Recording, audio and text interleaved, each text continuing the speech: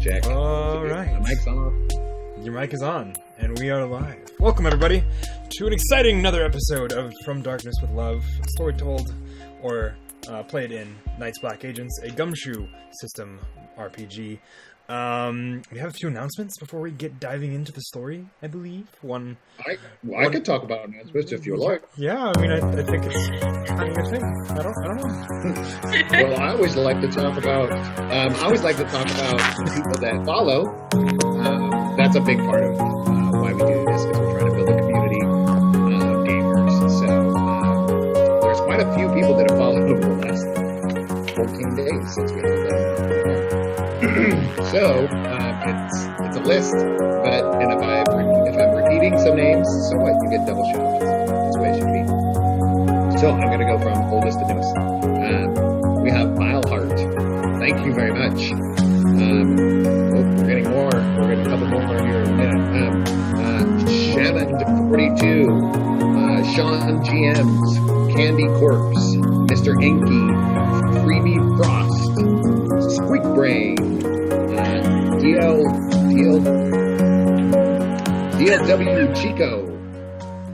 There's got to be something in there that's cool. Committed Hero.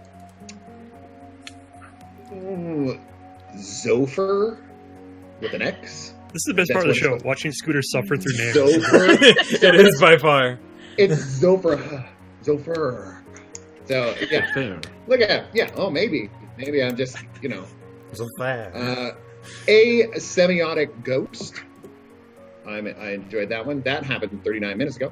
And then just within the last minute, thank you so much, the Young James Games. Yeah, that's my buddy Dave. That's my buddy Dave. You met him at PAX Unplugged, Scooter. Oh, nice. Okay. Dope. Yep. Okay. Yes, I did. So, well, welcome, Dave. Even you must have a James as your surname, or I don't know. Long story. Came from a crick camp calling him James instead of Dave, his real name, and they ended up calling him the Young James because he was a small Well, they call you Wes. They do, because Wes Grow. Yes, and I tease them about that a lot, honestly. Yeah. So, because everybody, like when you meet somebody at those conventions and stuff like that, everybody's just their screen name.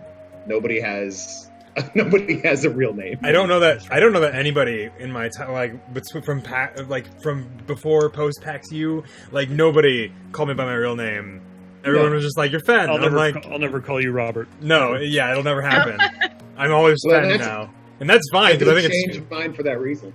Yeah. I feel like that's always a thing. There's always just people who only know you by your nickname. I'm pretty sure I still know people in high school that I do not know what their real name is. I only know what their nicknames are.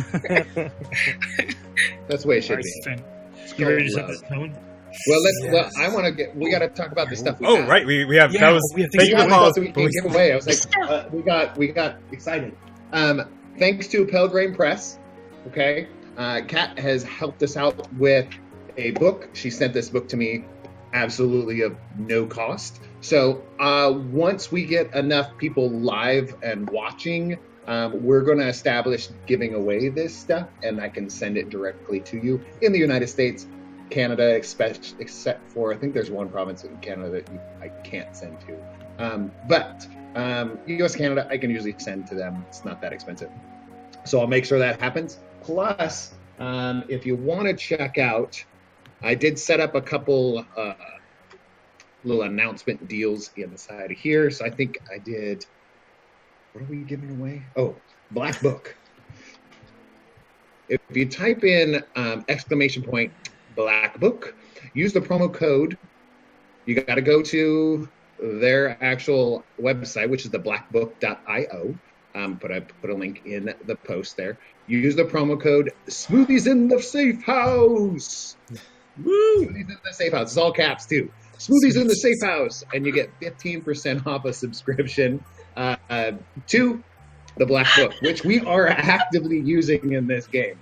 And as we progress, yes, you have to watch our episodes. As we progress, we will establish a way to show you some of the stuff behind the scenes on the Black Book and how it kind of works and the stuff that's super useful. I have it on one of my screens over here, so I don't even have to worry about it. I take notes on there. I click my little buttons. It reminds me how many points I have and I don't have, all that kind of stuff. So check it out. Also, if we have enough live viewers, we can give away promo codes to actually get a full year's subscription of the Black Book absolutely on the Black Book. They're fronting a couple codes for us to go ahead and give away to people because the designer of the game was designer of the Black Book is like super pumped that we're using it. So that's what we have to give away. And the last thing that you can actually purchase stuff too. I'm wearing one. Yeah, I'm wearing that. If you type in !merch, Time to Tabletop has a little Amazon shop where you can buy like stuff from other shows, but this is the new shirt. So it's a bit.ly /T2T apparel. Or you can just go in there. I want to get, I'll work it out with you later, but I want to get a couple more t-shirts. That's easy from the show to do. And I have some ideas to bring. I'll get with you later about them. But we should, because if you guys ever want to do something about this show or put it on there, as long as it's something that's not gonna, like, Amazon goes, no, you don't write that. Especially if it's a quote from the show or something we're doing, we can make sure and put it up there, guys. That is. Oh my gosh, can we get taco shirts? I was just gonna say, yeah, I would say the taco, and I was kind of thinking smoothies in the safe house. It sounds like those both sound like good ones to put on shirts. I agree, because Jazz, if you finish something digitally for that taco scene, it can be put on a t-shirt.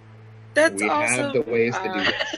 Okay, but smoothies in the safe house. I hope that is not. Like, we can get the rights. I feel like I want to come up with something kind of looks like the outline for Foster's Home for Imaginary Friends, but it's just the safe house. We can make all of this happen, guys. Keep the hype going. But those are all the announcements. I probably have 100 more, but Scooter gets excited and has an anxiety attack before he plays, almost every time. It's all right. I'm also screaming inside, so it's okay. But all right, so to dive into tonight's session, last time we left off our group of agents, tasked with finding out and uncovering the details behind a grisly and unnerving murder that the paranormal unit cannot currently handle in Prospect City, Nevada. Nevado. These group of agents, tasked by Scorpion Luna of Scorpion Luna's detective agency, are currently investigating. Last time we saw them, they had just arrived at the house of a motorcycle gang club member. This motorcycle gang is known as the Zakotzam MC. They are based out of Prospect City, but have, branches in other areas as well. This member is kind of the one that, after a conversation at a bar, that the Zakotzam is kind of used as sort of their dealings, place where they do business at. After the group paid a visit there, our Jack driver, Wade, made a deal of sorts with one of the chapter heads through a friend of his from a previous job, and as such, they are now tasked with keeping someone silent. And they were given an address, and they approached and got to the house. They investigated the garage, which led up a hard drive and a couple other things, and a lot of tools strewn about. Now, as the party gets out of the garage and works their way into the house, that is where we pick this story back up. As the afternoon sun kind of begins to kind of almost just gently touch the trees. You all are currently where we last left you, which why don't we go around real quick and kind of refresh ourselves where we are.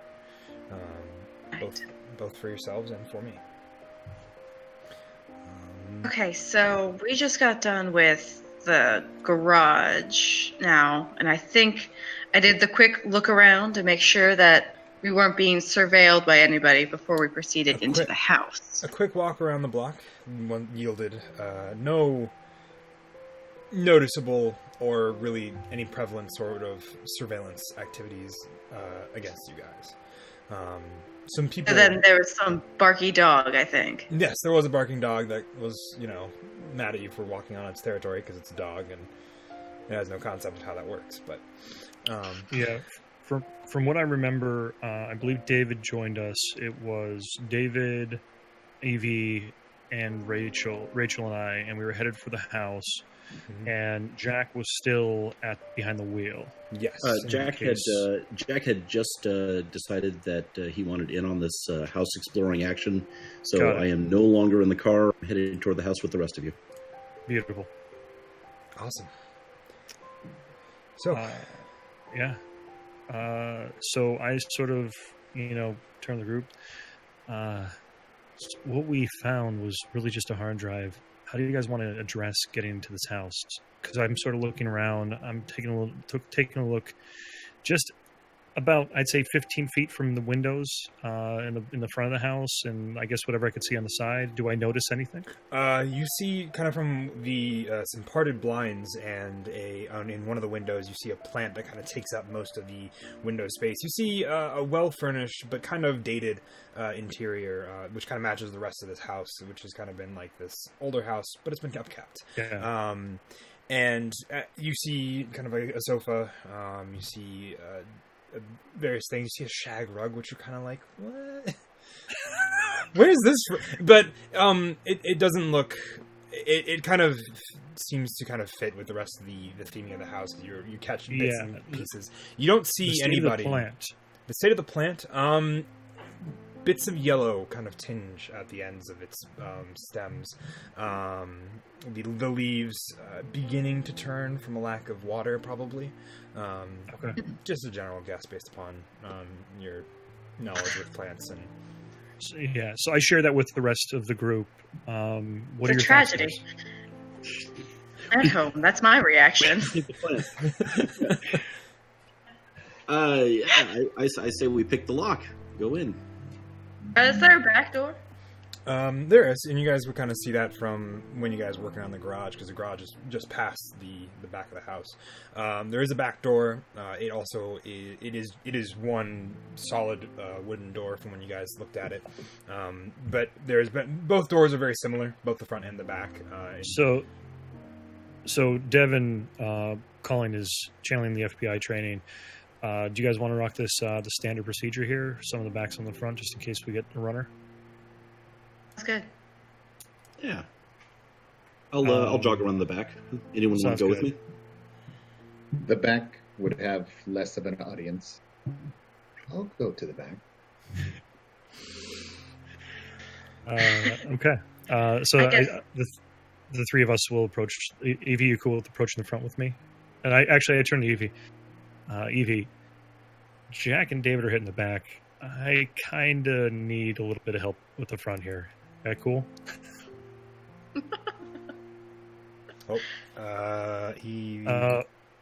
Evie is... You're muted. No audio. On our end. No audio. We can't hear you. You're muted on our end for some reason. She said she was going to experiment with the laptop. As with any live stream, ladies and gentlemen, hiccups do occur. Thank you for joining us. On the back end, Scooter can just process this out, and you guys wouldn't even know. Yeah, I'll send him the raw footage, and he can just the audio. Can you guys hear me? Yes, now we can. Yes, we can hear you now. Awesome. So, okay. So Evie, are you joining Rachel and I to try to get to the front door through the front door? Front door, yeah. We have David and Jack. David and Jack are hitting the back. Yeah, we're definitely going to get in whichever door I'm at. I'm not trying to toot my own horn. I just, if I recall correctly, both ends will be and Devin says, and to that, lead the way. All right. So we have Rachel, Devin, and Evie all entering the front. I'm assuming you're going to use your cherry for infiltration to. What's that? Same. I see you not lighting up, but I actually am once again not hearing you. So. Evie said yes, she is using her chair. Okay, cool. I can hear. There's just like a bit of a delay, I think, between the two different devices. Yeah. Okay. And same here. I will be using. I know you also have a cherry. Same. Okay. Open sesame. So, flicks of the lockpick on both ends yield easy results. It's not a very difficult lock. It's just a standard home lock that's meant to keep the average burglar from entering. Even though probably the window would not actually keep somebody. Jack, do you have your weapon drawn at this time or no? I am a weapon. What are you talking about? Because I have my silencer in my hand, and of course my silver ring on my finger, I turn around. Weapons, Jack? Look, I haven't had a lot of great luck with guns in the past, so I prefer to, rely on my fists. If you don't, no offense. None taken. I would lend you one of mine, but I don't want to. I appreciate your bluntness. And I'll unlock the door. And then we'll step it back. You all step in, and as you guys step in, you're catching Jack. Just as a heads up, it's more of at the front. We're not sort of stepping in. It's standard breaching procedure. So Evie pops open the door. I check corners. Mm-hmm. Standard procedure in entry. Just want to make sure. Yeah. I don't know if David and I know standard procedure. Right. So I'm sure David just walked in like. I go in just trying to make the least amount of noise as possible and walk right in. Right. So, and to kind of, I would say it's one of the, you get like a cross section of the house where you're looking through the wall and you see the family room and you see what looks to be kind of this kitchen, dining room mix on this backside. And you see on the family room as you guys enter in, you see Evie pop open the door, Devin kind of step in, begin checking all of the corners, Rachel following close behind.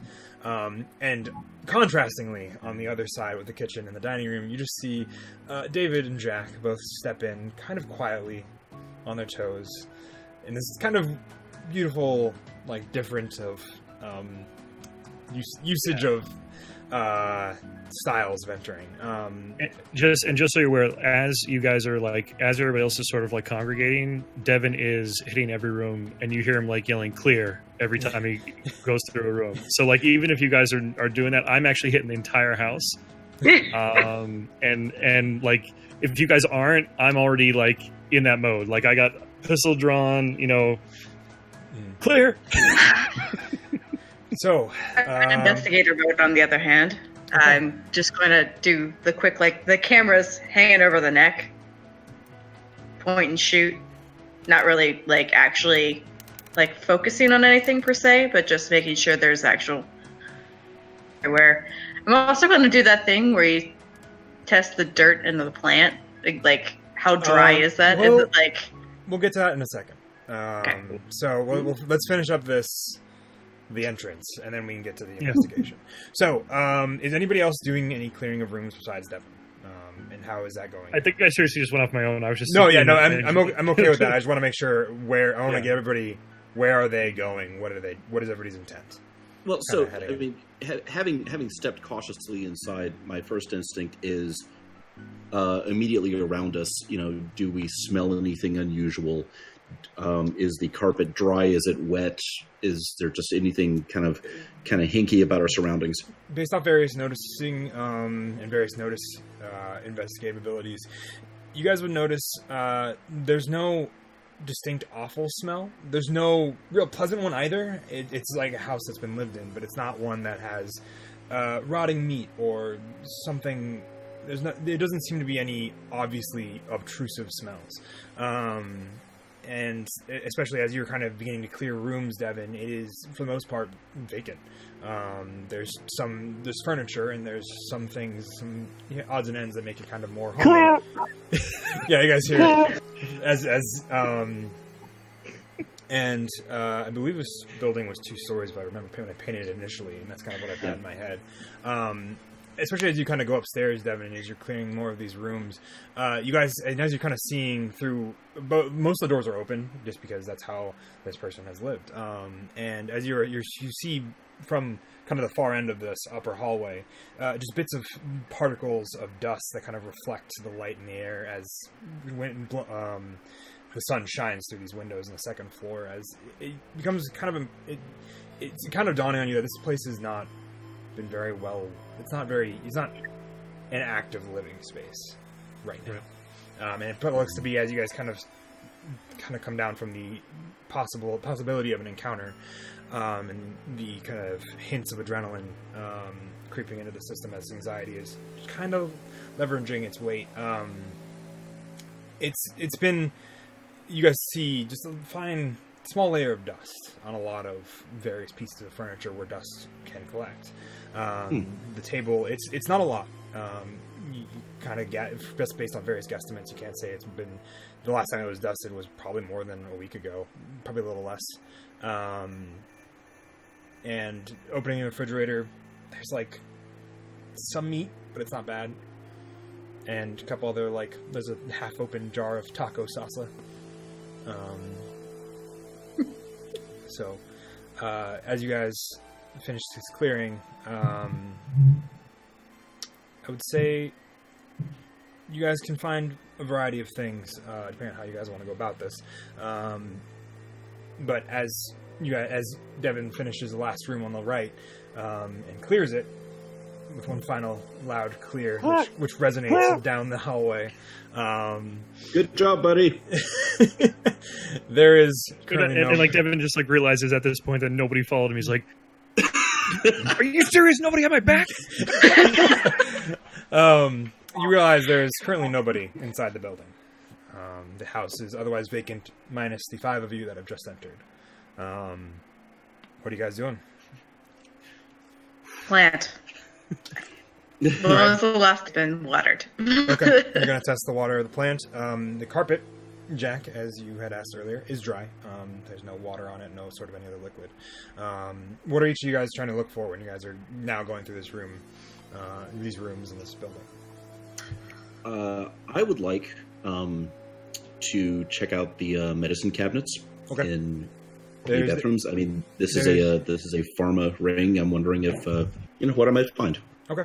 There's one downstairs that kind of leads off the kitchen to the right, the kitchen dining room area off to the right, further into the room. And there's also a quick chat with Devin, and where the rooms were clear, there's also one upstairs. Okay. As not only looking inside, but also kind of just checking to see if there's anything hidden. Okay. In the bathrooms. Okay, that sounds good. Safe, various stuff like that, right? Right. What's that? Safes and various, like, maybe file cabinets and stuff like that might provide us some type of information. Yeah. Yeah, I'm going to be looking also for like mail, newspapers, any sort of indication of when the last time somebody was in here. Okay. Sounds good. And Evie and I, as usual, are looking for any technology-related items. Gotcha. And David, the last one. I'm currently looking to anything like in the more Bang spaces, and I'm looking for anything that has his name on it, or anything to that. I'm looking for one specific thing. I'm looking for something that says Monique Nicole. Monique Nicole. All right. That's who we're looking for. That's our target. Yep. Okay. So I'm looking for anything that might have his name on it, anything. And so I'll be going through like kitchen drawers, looking through keys, if there's anything in the garbage that has, like letters, anything addressed with his name on it. And I would say that he's been missing for 2 weeks, so like what we find in here should jive with that, and if it doesn't, that would be interesting. So as you guys are beginning to look around, the plant has been watered in approximately 4 days, based upon your just a quick test and your knowledge of plants. As you guys are looking for letters and stuff of that nature, kind of diving into the where he's been on the table in the dining room, there is a litany of strewn mail that has been strewn about. The one place where the dust doesn't look as collected, and there's actually also a cup which looks to have some brown guessing coffee just based on the smell. That's probably been sitting for also the same amount of time. Most of the letters are dated kind of based upon the amount, and that the mail actually hasn't been looked through. It's been thrown on the table, but it really hasn't been looked through in a box for only a week. And so it's kind of interesting about, you see bills, some other things, a couple magazines, mostly motorcycle related from what you can tell, which kind of fits with the rest of what you guys have so far. And as we kind of shift to where, Jack, you're going through the medicine cabinets, there's a lot of stuff. There's Aleve, there's ibuprofen, acetaminophen, there's all sorts of various over-the-counter drugs. Nothing immediately illicit. But as you kind of go to the one upstairs and kind of begin digging through that one, there are a few unlabeled bottles in the upstairs one that just kind of.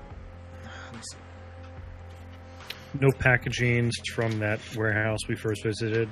The pharmaceutical. There's a couple of prescribed pills that are from the same company. Okay. I would say that's in that upstairs one where there's a couple that are unlabeled as well. That's Z-Tech, yeah. Yes, Z-Tech. There are a couple. They looked prescribed. They match the Monique Necum name, and they look prescribed. May I ask when they were picked up? Is there a date on there? There is a yes, there is a date. The pickup by date, and that was approximately 3 weeks ago. That's one of the most recent one. There's also ones from like months ago as well. So there's a broad time frame of about a month or 2 months. But the most recent was from about 3 weeks ago. Yes, the most recent. Would I have been able to go up there by now? I was just going to say, I actually hollering for the doctor to come. Yeah, you can definitely make your way up there once you're done sifting through the mail. Right. David, as you are kind of looking through various things, trying to find, his name is written on a lot of this. There's various bills that have his name. There's various things, like the prescription bottles. A lot of them have his name on it. As you take a tour into kind of the bedroom, you do see what looks to be kind of like a very worn, but also with the same amount of dust as everything else in this area. A worn plan book or planner. It's leather bound, but has kind of rings on the inside that you can change what's on the inside. On it and on the front cover are his initials, including a middle initial that I don't think they told you, but you're guessing is probably the same person's planner. As you go and dive into the medicine cabinet with your knowledge of medicine, you immediately recognize a lot of these bottles to be various forms of strong strength pain relievers, as well as some anxiety medication. And it takes you a minute, but after thinking back, and you look at a couple of the unmarked ones, don't really fit within the realm of the pharmaceutical stronger grade. It's that you don't see this as stuff that people would be prescribed even. It matches kind of what looks to be kind of the various psychedelics is kind of your guess based upon their shape and their contents and the makeup of them. Interesting. So I'll these back to the lab to see what the makeup of them is. Hey, Doc, do you think I could just get like one or two of those? Just for personal I mean, if that is, I feel like that's. Do you share that information that they are psychedelics? Oh yeah, no. Okay. I'm just gonna. I'm gonna like list off like, oh yeah, it's hard barbiturates, blah blah blah blah blah on there, and turn around, hallucinogenics. Jack's eyes start to light up a little bit. Yeah. Devin's a little off-put by that, but he kind of ignores it. And I'm not really paying attention to whether Dr. Rachel hands it or not. I'm actually kind of intentionally sort of looking away while I ask this question. But I asked Dr. Rachel, of the medicine that's there, would it make sense that he would leave without it? Outside of the pain medication, which seems to be, I guess he doesn't particularly need it all that much. I guess, is there any, like, there's nothing like blood pressure related or like any sort of like... No blood pressure. I believe you said something related to anxiety. Yes, anxiety is probably the one that kind of strikes out to you, is maybe he wouldn't leave without it. And that bottle is also jarringly full. Looks like it almost hasn't been opened. He hasn't been feeling symptoms lately. Either that or he's not really good about taking his medication. And then Devin's like, or he's no longer alive. Any sign of struggle or anything around here? No, Matt. Like, and it's very apparent as you go through all these rooms that there has been the most out of place thing is maybe one of the chairs was not put back to its normal position in the dining room. Upstairs there is a office chair that has been kind of pulled over to the top of a bookshelf almost, so like you could reach up. It's a very I think I remember in the garage there were signs that he had there was an injury of some sort. Mm-hmm. Looks as if in here and all that bandages or any sort of things that were retrieved. There's no blood trail. There's no blood. There's no sign of really any sort of haphazard use of any of these materials in the medicine cabinets or in the bathrooms or really anywhere else in the house. As you guys kind of continue to go through it, there are a few bandages in the downstairs bathroom that are still in place and still have they're still wrapped up into kind of little cylinders. Just a quick question. So as we go through here, no blood. General, I mean, obviously not maintained, but in terms of living, are beds made? Are the other aspects of the house semi-well maintained, or is it just disarray? It's not full disarray. It's maintained, but it looks like it just hasn't been touched. Understood. So, there's a guest bedroom in the back left where there seems to be just a bed that has been made.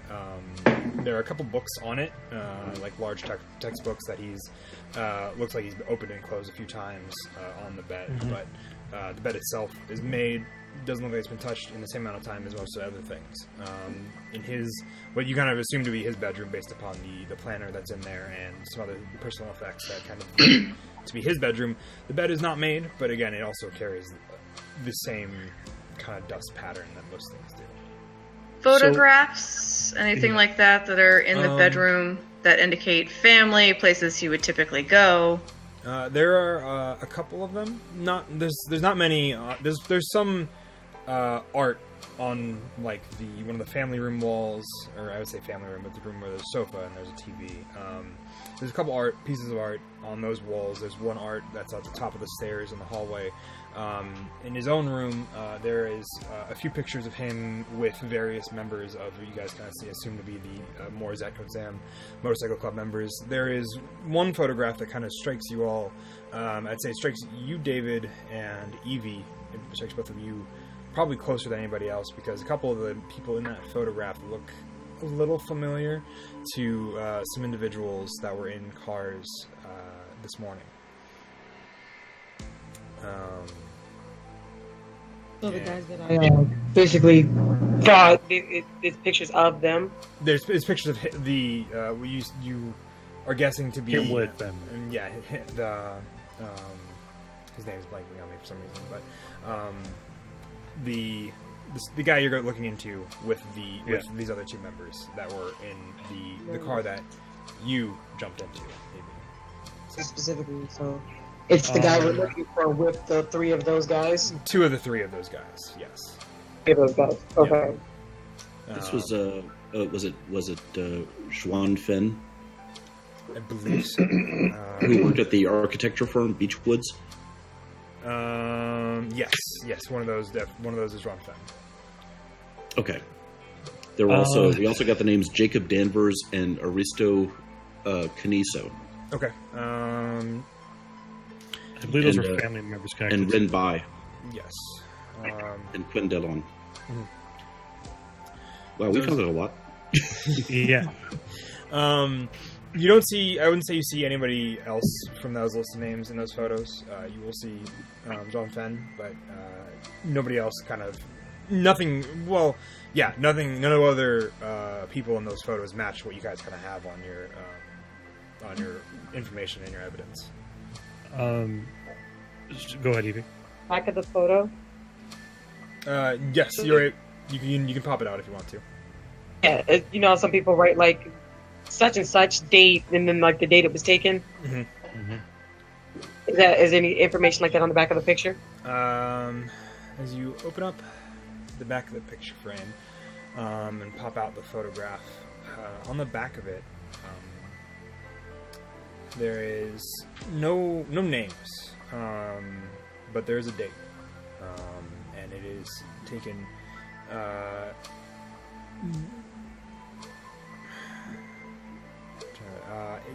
The date is probably 2.5 weeks ago. Not quite 3, but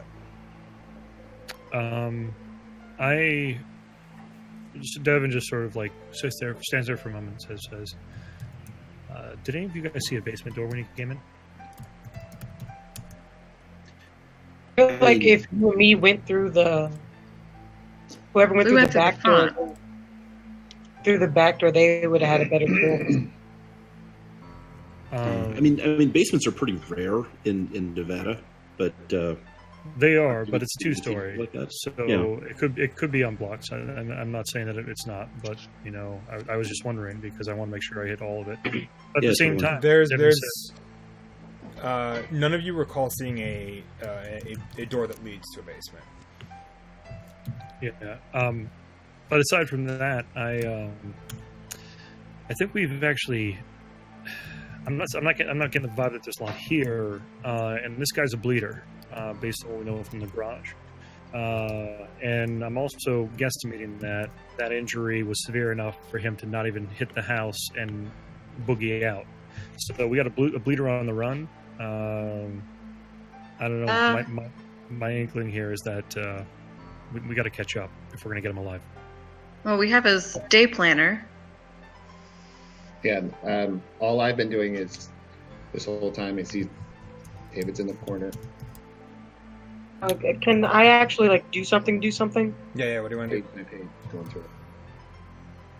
Any closets in the house? Like Evie's just gonna because if you said this house was kind of lived in, there's not really pictures, but it's obviously that people they were living here, right? Yeah, there's people have obviously lived here.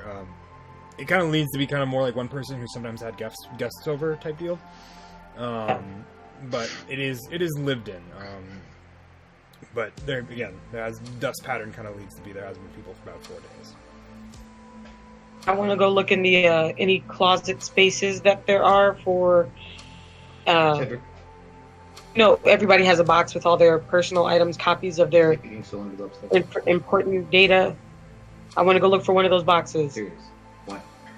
I'm looking specifically for any type of registrations or deeds or anything like that, or property or vehicles. It might match the car that is now my car.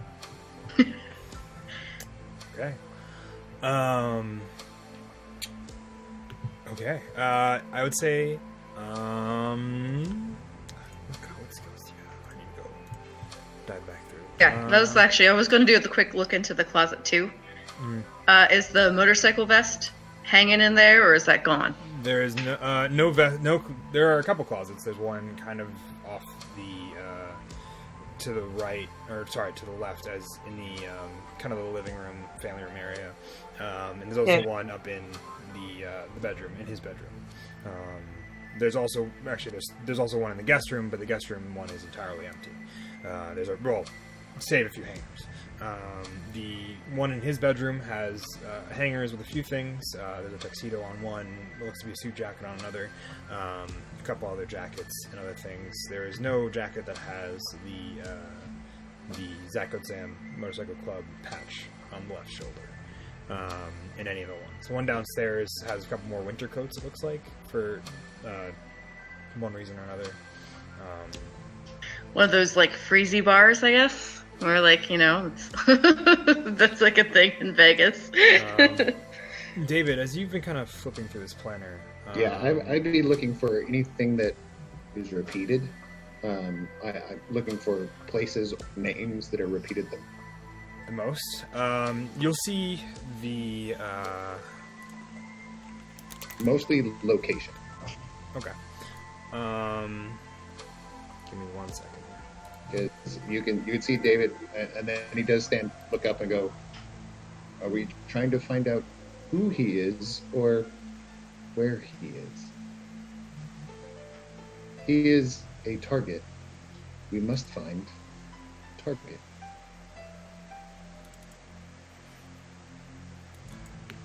And he's mumbling that while he's looking through, just looking for like addresses that maybe he's gone to multiple times. Like, yeah. Like if he's on the run, where would he go? Gotcha. Well, as you're kind of flipping through it, you definitely see Tammy's Blue Axe from where the bar that you guys previously went to. That's on there all over the place. As you're looking through it, and as you are you starting from like the most, where you kind of see like the today?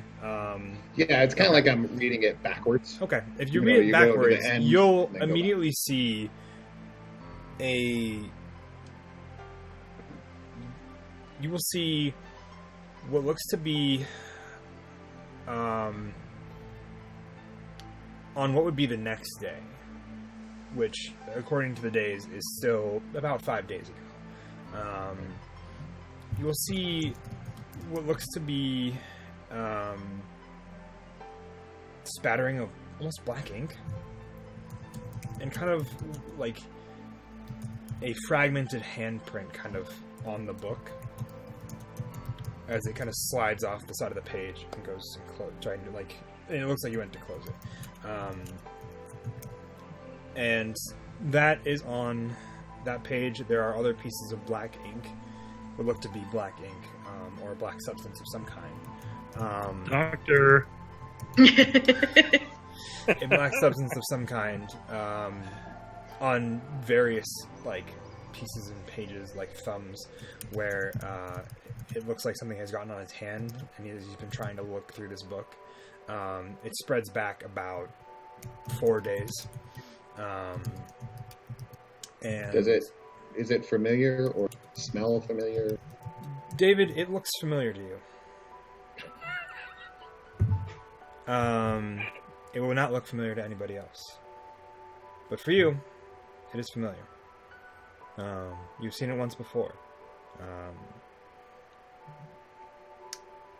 And that is. Is there anything? Is there an address, place? An address. As he was writing. As he was or just a place. The place that he wrote on it. He wrote the Sidal Pickett National Airport. And then meeting ? That is the only thing written on the page for the day, for that today's date type thing. Going back, you see Tammy's Blue Axe. You see a bunch of places. You see Jade Garden. He goes there sometimes. Going further back, another thing that kind of, I would say, catches your eye. Let's see. The mail that we went through, was there any sort of anything from the airport purchased or any sort of you wouldn't find it there. Evie will find what looks to be kind of a piece of property at the airport with of a hangar that is currently written out in his name. There's nothing from the airport mail-wise, But I would say you definitely are able to find Evie as your... You definitely are able to... Sorry. You're able to find that box that has all of his stuff, and there are what looks to be 2 different motorcycles in his name. There's no car that matches the description of the gray Charger that you currently have in your possession, and both this house and it looks to be a hangar almost at the airport that is in his name as well.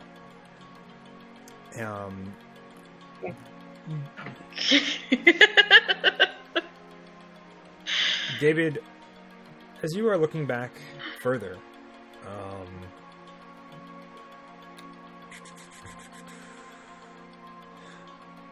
I think we're...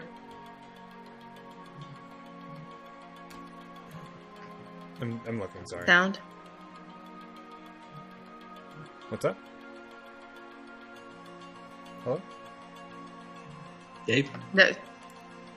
Yeah, just the sound keeps on cutting in and out a little bit. Sorry, I'm kind of thinking out loud. David, how long ago was that job?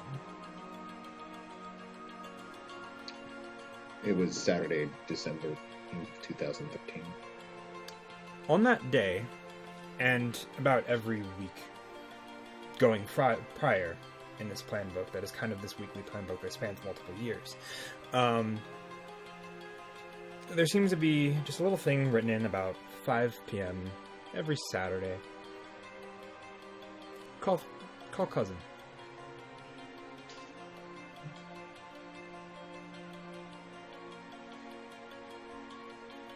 And it stops on that day. And you never see it again in that book.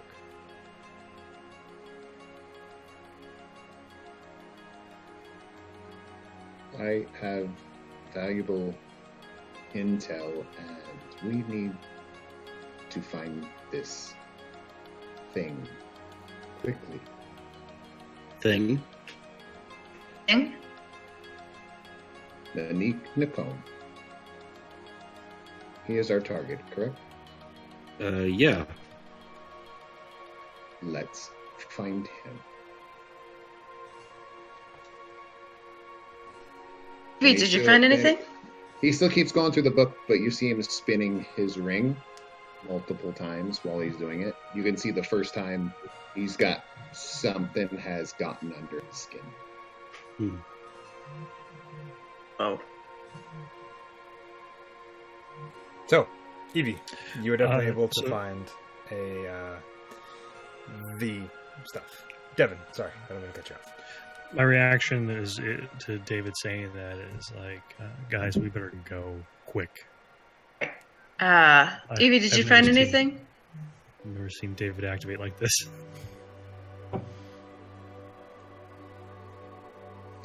Activate human reaction. Activate emotional protocols.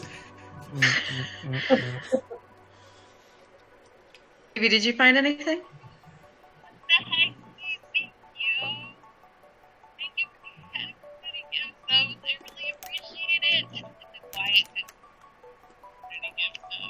Evie? What's happening? Evie? I know. Evie, are you? Something terrible has Can you happened hear to Evie. You hear me? Yeah, we can, but there's a delay. We've been pinging out to you for a while. Are you there? You alright? Here, I can hear you guys. You guys can hear me? Yes. All right. Dr. Rachel has been asking if you found anything. So, last thing I heard was you telling me that he had the motorcycles and stuff in his name, and that I was able to glean that he had other properties and stuff. But I do relay that information. But other than that, that was all I was kind of looking for, to try to get full name or registration and stuff like that. You do get his full name. It's Monique Nakom, and usually he'll have his middle initial L in all the paperwork. So That airplane hangar?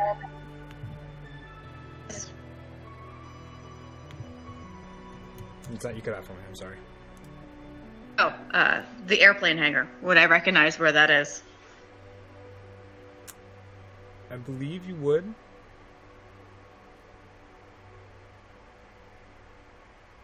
Is that... It's at the airport. You recognize it to be one of the private hangar sections. Kind of not near yours, but like in the same area. There's there's a row of them, and it's along that. All right. You know what? This might be a good time for me to use one of my contacts. I would like to perhaps put in a call to my buddies that work security at the airport there. Okay. The private hangars. Yeah. You can definitely do that. So you're gonna spend some network points to do so. What are you trying to achieve out of this? And then we'll kind of gauge that based on that. Okay. Well, I am looking to see if there's a flight manifest. Specifically for that hangar. So I'm looking like, where was it? Is it still in the hangar? Has it gone anywhere? Does it have a flight manifest of where it was going? Okay. I would say you can spend one network point. Given when you guys a call, they will immediately say, "Hey, there's no plane in that hangar. It's just a hangar that has been bought a few months back by one of those motorcycle dudes." We really haven't seen much activity elsewhere. Sometimes he comes in and hangs out, from what you can tell, but outside of that, really not a lot else. I'd say I'm not even gonna have you spend a point for that, because if that's what you're asking him, he's gonna be like, "There's no real plane there. There's no real manifest. It's just a hangar that he owns." Okay, that's fine. So there's no plane there. Nothing is left. No, there's no sign of travel or anything like that from there. No. Occasionally trucks will come by, like a truck, like a moving truck sometimes. But Moving truck. Do you know about what time? I want to say, like, it's usually nighttime. Anywhere in the evening, usually.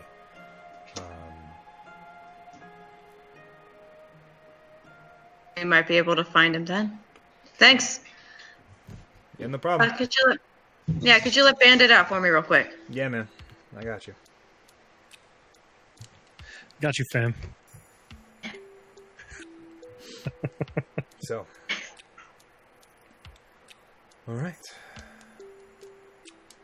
So there's no plane there.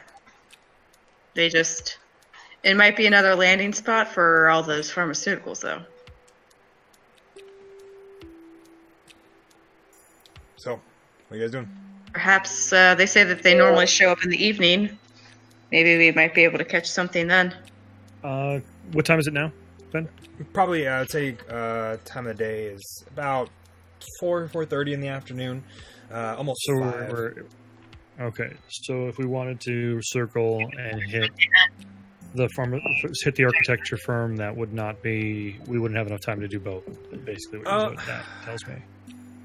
I mean, depends on how long you want to stay at the architecture firm, is my guess. But I mean, right. I'm just gauging. Like, again, she knows where the airport is, or do we know like distances here? Like, would the distance between those two places not allow us to hit both? Because it might be like an hour and a half to 2 hours of travel just to hit both of them alone, which already puts us in the evening.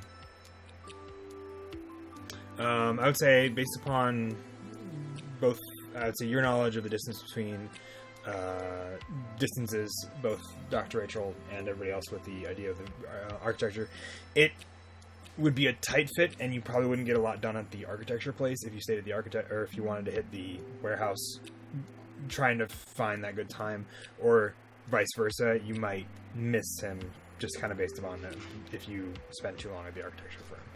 It's doable, but it's probably not a feasible idea to do and do well. Right. So I share all of that with the group. Okay. And I ask for them to give me their thoughts. Okay, so we have an airplane hangar that does not have a plane in it. Mm-hmm. But it appears that it's used as a shipping. Okay. You mentioned, Devin, you mentioned a warehouse, or was that the hangar? I did not. No, I mentioned the way I see it, and this Devin discusses with the group. All right, guys, the way I see it,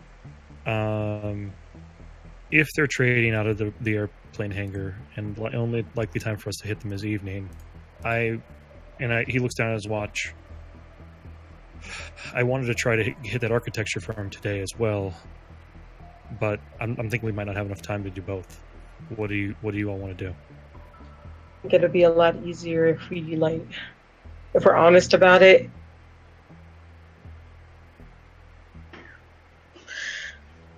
And while you guys are discussing that, I'm going to start walking back to the car. And yeah, I'm just going to start walking back to the car. Okay. I want to take some of the bottles of the prescription meds with me. Okay. You taking marked ones, unmarked ones, mix of both? Both. Okay, both. Okay. Devin, before you leave, and kind of what I would say you've been doing, because I don't want to forget about it, and it's something that's probably important to your investigation going forward. There is a laptop in kind of this office room that is kind of the first door on the left. There's no power cable by it, and it looks dead. I just scoop it up. Okay, cool. Quick visual inspection will also say that the hard drive that you have that you took from the garage kind of looks like it might fit in this thing. Got it. So, cool. And you start heading back to the car as you guys are discussing. The moment I hit the car, again, I don't say shotgun this time. I just assume that I'm a loud shotgun at this point. I go right for the passenger side. I had my backpack with my laptop in it in the passenger side. I go ahead and pop that open and start. I hook up that hard drive and I start running an analysis on the drive from the passenger side of the vehicle. Cool. I would say just because of your investigative abilities in electronics, you won't need to spend just having that. It takes a minute, and I would say this probably going to happen during transit, so we will get to that in a second. That's fine. I just wanted to make Why don't we wrap up this conversation first, and then we'll dive into what's on that hard drive, because it might take a minute. I think, given that it's almost the end of the day, it might be easy to check out the hangar rather than the architecture firm. Just so you guys are aware, Devin's demeanor at this point is kind of frustrated that we spent so much time here in the house, and he's just like checked out of that, and he's just trying to do whatever he can. You can see he's sort of like in business mode at this point. Is there a key, like a spare key where we can lock this place up? There are no keys in the house. Well, that's interesting.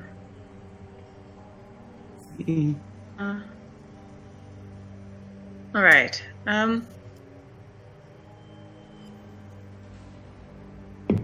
Where exactly is Devin? I am unconcerned because Monique is pretty much marked for death. So whether his house is locked or not is probably the least of his worries at the moment. Probably.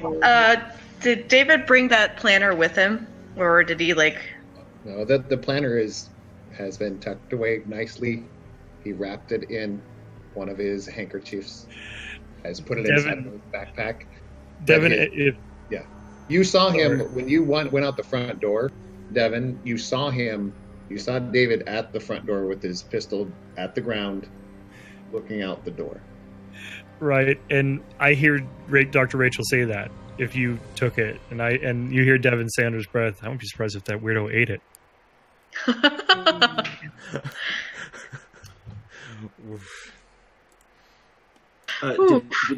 Did we see the black smears on it, or was David the only one who saw that? I would say David's the only one who saw it. If he shows it to you, you guys can see it as well. It will not really. It's a black substance. It looks like ink to probably most of you. It is It just looks like somebody like got messy with a fountain pen almost. Mm-hmm. It's probably kind of the initial reaction you guys have from it. So, I was wondering if it was also on the laptop. It is not on the laptop. Okay, gotcha. To a CSI, that could be something really distinct at that point. The scrape a little bit and put it in the thing so you could do all the stuff with it later. Mm. We'll do that when we get back to the safe house. I won't try to wrestle David for a planner if he's in his mode. All right. Jack kind of floats this idea of going to the hangar, gets no response, so shrug, start the car, and start driving to the airport. Yeah, I'm the last one. I was watching the door as everybody walks in, goes out. I get behind. Trail may be cold. Warehouse? We're heading to the hangar, I believe. Or hangar, yeah. Hangar? Why do you think it's cold, Dave? 4 days. Has it been 4 days exactly since the last entry? How many since the last entry? It has been 5 days since the last entry. Okay. I'd say 5 days. Time's not on our side. So we're just heading. What are we? So there's the hangar property. Hangar property, and then was there another property other than the motorcycles in the house? Outside of the motorcycles in the house, there was no other properties outside of the hangar was the only one that he owned. Like a timeshare someplace, anything like that. Not that you guys were able to collect. Okay.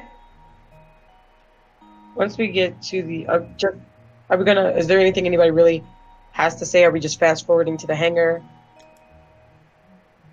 I would say you will just notice that David does not put away his gun inside of his backpack on the way to the hangar. Well, things feel a little tense here, so Jack puts in a CD of "Fat of the Land" by Prodigy and turns it up because it's a banging album, and everybody loves Prodigy. Devin just sort of like uncontrollably, not even the whole time, he's sort of just ticking away at the keyboard, trying to figure out what's going on with this hard drive, and just starts banging his head on that hard drive as you are making your way in transit to the airport. As you're kind of tapping away on your keyboard, doing some work on the drive itself is kind of fragmented, so it takes a little while to get through it, but you're able to because you know how to fix those things. And as you begin unfragmenting it and picking apart the pieces, a lot of the files are ones that deal with a variety of things in the Zetko Zam Club. Various locations, various ideas, projects, all sorts of things are on this hard drive. Ideally, what you can kind of gather as you begin sifting through it is it has a lot of the inner workings of the operation here. Okay. The warehouse, the hangar, is definitely being used as kind of a way station for something. They use what looks to be code words for the most part. Okay. For a lot of their trafficking. Without you having to go through and say those code words, yeah, I start mumbling them aloud while I'm reading through because I tend to do that as I read. Devin, do any of the people in the vehicle with me have reactions as I read some of those code words out? As you read those code words out, just kind of mumbling.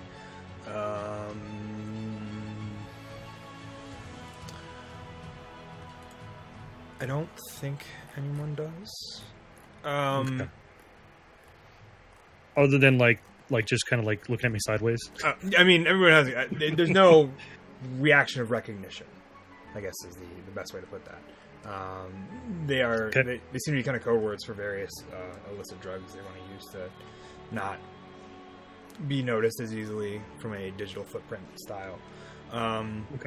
Also in there,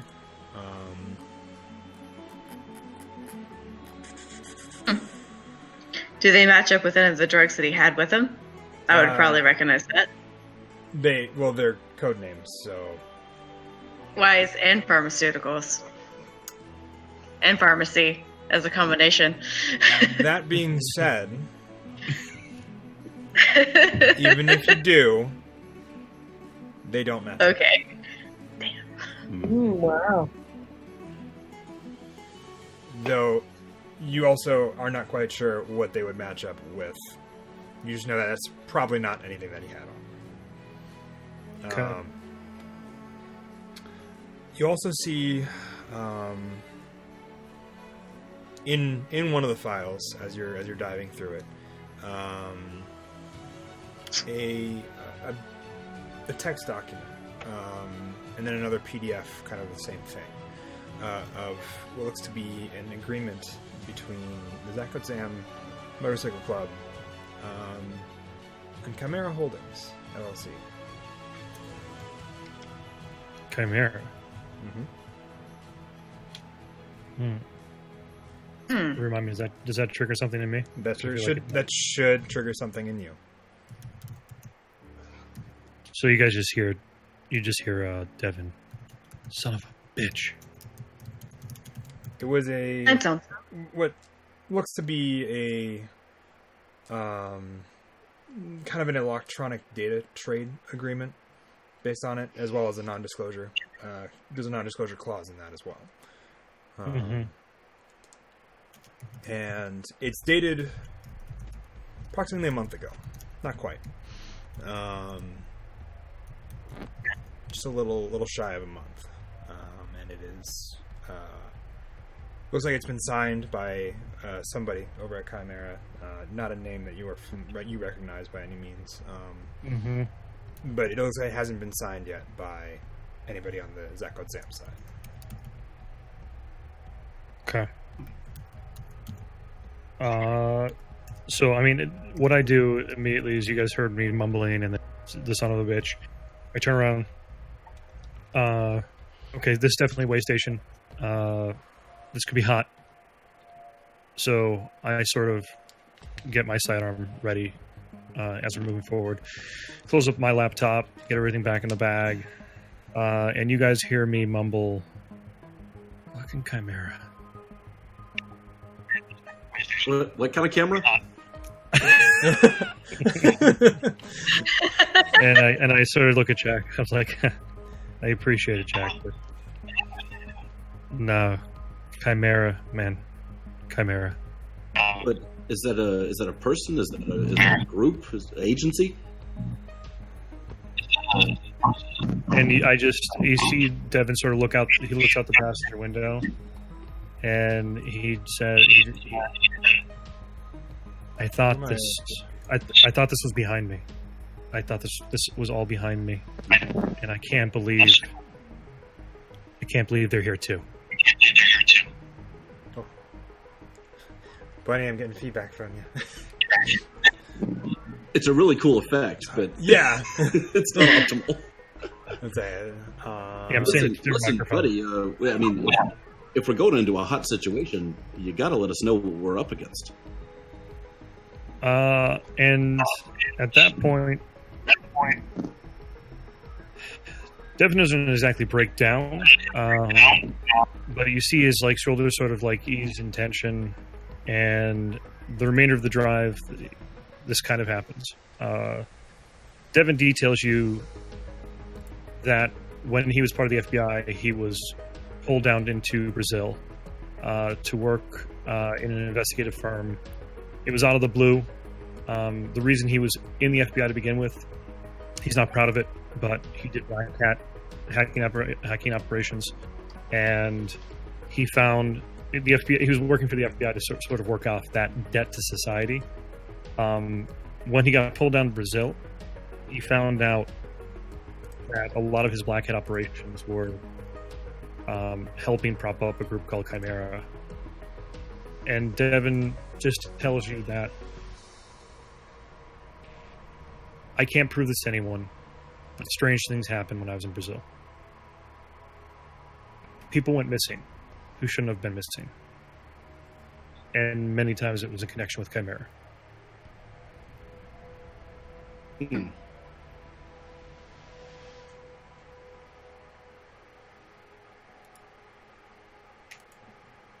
And then he just sort of looks at his revolver and just starts fiddling with it.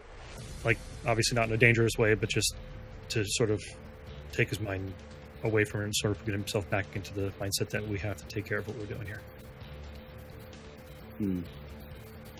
Jack kind of falls silent and uncharacteristically grim and just drives a little bit faster. All right. Unless you guys don't have any other conversations, the rest of the drive to the airport will be uncharacteristically silent compared to the rest of the day so far. As you guys approach, the security guard that immediately as you guys approach and go to what looks to be kind of a checkpoint for these private hangars, the security guard on duty immediately recognizes Rachel in the back seat and kind of looks over and goes, "They all with you, I assume?" Oh yeah, gonna take him a tour of the digs. Sure thing. I just let Bennett back in not too long ago. And then all right. He presses a button on a console in this guardhouse, and the door, this wire fence, begins to shift to one side to allow the car through. As you guys, the sun is now probably a little further closer to the horizon. As you guys are on what now looks to be a runway of sorts. It just ever so slightly touches the horizon.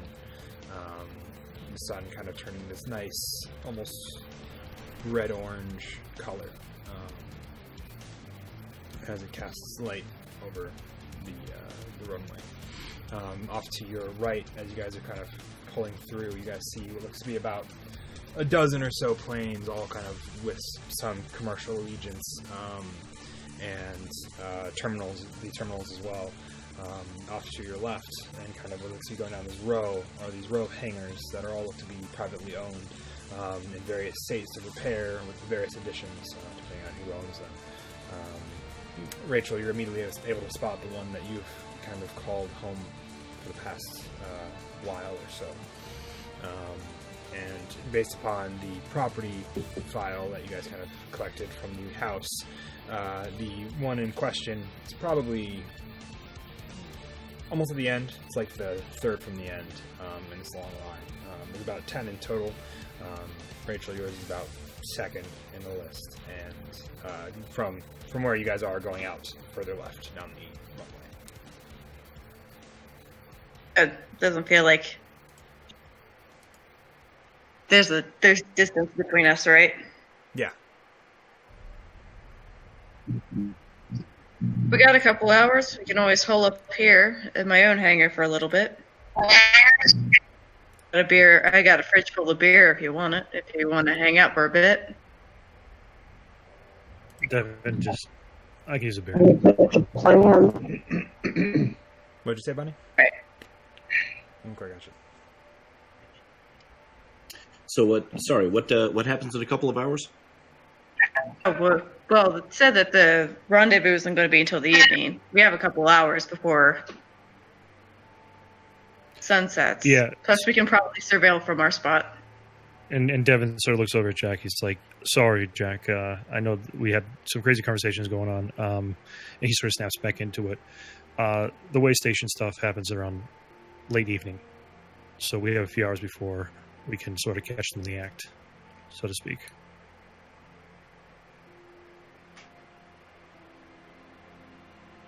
All right. Do we know if there's anything in the hangar now? worth checking out. Based upon your research on the hard drive, currently there's probably about 2 more crates, kind of similar to the one that you guys saw at the warehouse that you first started. Just based upon numbers and where you are able to find like a roster of where some of these are. The one that is in the warehouse also falls into the same list as 2 more that are you kind of speculate to be in this hangar right now. There should be, based upon the hard drive, and if the numbers haven't been moved at all or changed, there should be about 4 more coming in on a truck this evening. And I share that openly with you guys. Sure. Two in there like what we saw in the warehouse. No mention of cash usually during the transaction, from what I can assume on these type of operations. Yeah. I mean, honestly, we just have to sort of bide our time. I think Evie's usually, she's in the back seat of the SUV normally, or the vehicle. So I turn around and I say, "Hey, Evie, you think you could tap into the feeds here?"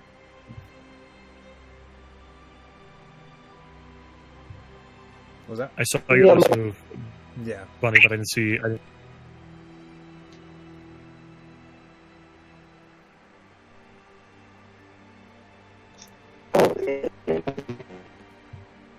It's like really scratchy.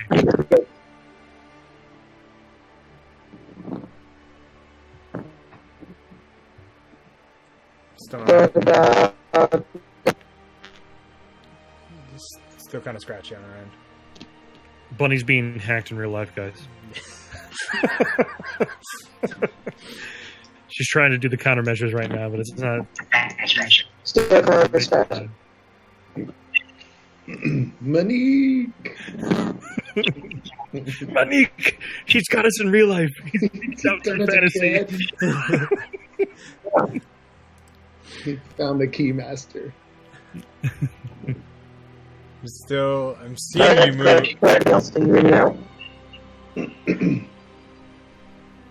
Yeah, there's some. You've been having some audio challenges.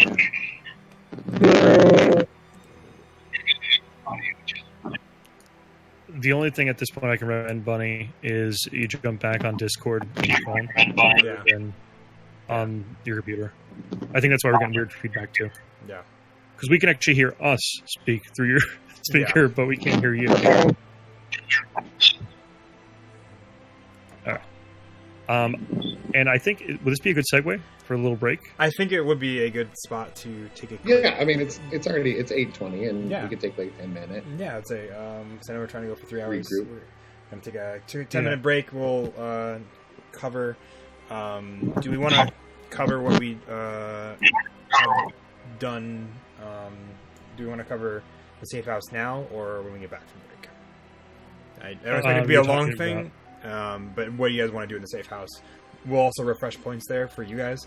But you're talking about the going back to the safe house? Well, no, the Rachel's Rachel's hangar. My hangar. As a safe house. Safe hangar. Safe space. You can refresh your safe space. Let's get to meet Bandit finally. Yeah. Do you want to cover that now, or do you want to cover that after the break? It's up to you. I mean, are we good? Check. Am I getting feedback again? I'm still seeing Bunny. You're still sounding kind of weird. I'm still sounding weird. That's better. I'm still kind of hearing a little bit of feedback, but you are sounding better, which is the good thing. Yeah, you personally always sound great. It's your microphone that's not sound. Yeah. Let me clarify. I'm sorry. Yeah. And sorry for the technical stuff of people out there in Twitch. It's life. It's life. It's what we do. Let's go ahead. Let's maybe we'll just troubleshoot here a little bit. Take a little break. We'll take a quick break. Sorry, guys. No, it's okay. It's all right. I will transition. It was hard for me to stay in character for a while anyway. Hurts my face. It hurts my face to be so serious all the time. Cool. We'll take a quick break. Yeah. We'll be back in about 10-ish minutes. We're going to do some troubleshooting. Let people go human if they need to. So, BRB. Go human, everyone. Yes. Go human break.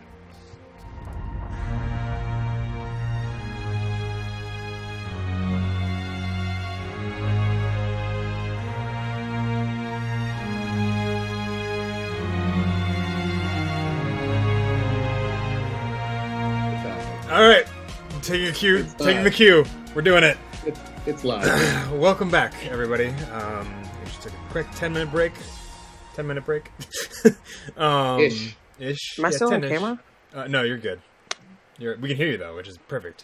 We fixed Cool. Jazz's audio issues, which then got replaced by video issues, but we figured that was an easier one to fix than audio issues. So we currently have her beautiful still portrait from our weight screens up as for her, and everybody else is back. So we're diving back into the wonderful scene of stopping by Rachel's hangar and her kind of unintentional safe space. And you guys are kind of planning what you're doing next. Is where we kind of last left this off. As you guys park, I assume in the hangar. I don't recall, but I'm pretty sure you have a aircraft in there already. There is. I've actually taken the time to. Yeah, it's a Piper Navajo. Okay. You did some homework. Yeah. Yeah. Let's see. Yeah. It can seat up to 8 people. But yeah, it's a Piper PA-31 Navajo. For those of us when we're trying to kind of visualize Two prop plane. Okay. Yeah. Twin prop, which is awesome. So there's what color is it? Well, it's white, and then it also has like kind of like a red striping on it, and then there's like a splash of red on the tail too. Okay. So as the hangar, are you guys walking in through one of the the side? There's doors, or you can open up in the entire hangar. I assume. What are you guys gonna park out front and then walk in? Or are you guys gonna park? Well, since it's Annie's hangar, Dr. Rachel's hangar, I'm gonna handle it in the way that I just follow her lead here. Yeah. Normally, there's like a lot behind it because you only really ever open up the large area to let the plane in and out. That's like the only time you ever do that. Yes. So there's like a side door that I'll and it's got like 6 different locks on it and other stuff to it. Okay. Like probably like a code pad along with it. We'll put a few things in.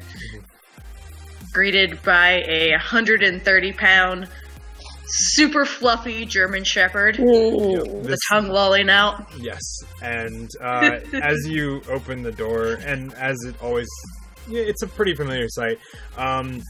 He immediately runs up to greet you, and then immediately sniffs the other 4 people and kind of looks warily at the rest of them, and then back at you for As the dog charges, Devin sort of shoots back out the door. He does the thing where he just puts the front paws onto my chest, and that's when he kind of goes.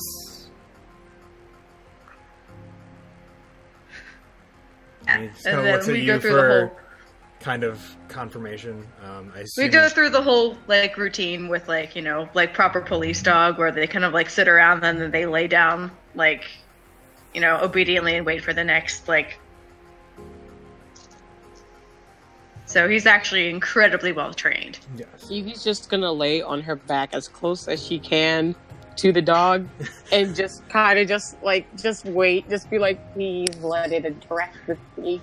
It's fine that he's no one else is gonna freak out. Then I'll kind of give him the cue to That's what she figures. That's why she's just laying down preparing. For it. She's just preparing.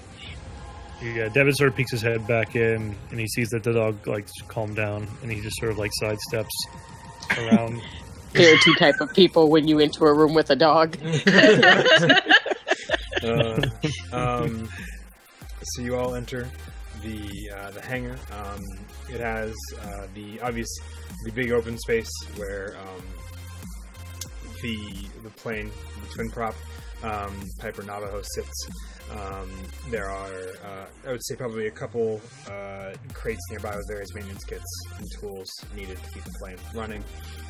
There's also kind of a upstairs kind of loft that which has windows that overlook everything. But you can go up via, is it a ladder or a stairwell? It's upstairs. There's a stairwell that goes up to a loft area. Okay. I've got a hammock sort of area that's a sleeping area in the corner, and then on the ground floor where the jet is, there's also like an entire like a mini lab, and then there's like a computer area, and that's connected to a couple of TV, like a TV style monitor with a couple of cameras that are poised outside that I can like keep surveillance. Gotcha. All of you see that pretty easily. As you guys are preparing, you guys have a few hours here before evening falls, and the arranged meeting should take place. What do you guys want to do? Oh, there's also a mini fridge that's chock full of Coronas and Bandit's like gigantic dog bed is up in the loft area too, with like one of those like baskets from like a batting range that has just nothing but like softballs and tennis balls in it and stuff like that. So cute. The stuff. Devin will sort of like sheepishly walk toward Annie with his hand extended for a Corona. Go grab a couple out. Probably there's a couple of limes too, because you can't really do one without the other. Yeah. I mean, you can. Whether you do it well. But why would you ever? Yeah, exactly. If you're going to do it well, you might as well. So. Yes. So there's limes in the whole 9 yards. So there's a salt shaker in case you're one of those people that does the salt and the beer thing. And Devin sort of falls back to one of the corners. I'm guessing there's like a seating area somewhere there and like a table. So from that area, he does something that's kind of uncharacteristic of him, and sort of in the vein of David, he starts to go ahead and disassemble and clean his weapon. Yeah, mine's still. It has been drawn. Now comes out from underneath my jacket, and I'm still at the door. Yeah, and I'll take the time to flip on all the surveillance cameras so we can see everything that's going on. You guys, as the cameras come on to life, you guys kind of see what looks to be the sun continuing to set as it sheds light over the runway, the lot that that Jack, your car, is currently parked in. Various other aspects of this airport that you guys are currently at. You guys see none of the other hangars are currently open or currently being used. There is a plane that seems to be taxiing off just outside, kind of where that driving area is, as it's making its way onto the runway to take off. But outside of that, it seems to be quiet. You guys can kind of hear the low rumble of the engines as it passes by. It's not particularly loud, but it's noticeable. So, would I be able to recognize the type of plane? It's a commercial airliner. Okay. I'd say pretty much anybody can. Yeah, if you want specifics, a Boeing 777, because every commercial airliner uses it. Or Airbus, but yeah. It's a detail from the director. Wow, Boeing something 777 or whatever. Just get back to role playing, guys. There's nothing to see here. It's not important. Can we just move on? It's just like, oh, there's this cryptic 3D, and then it's like a stick figure of like a circle on the side, and it's a plane.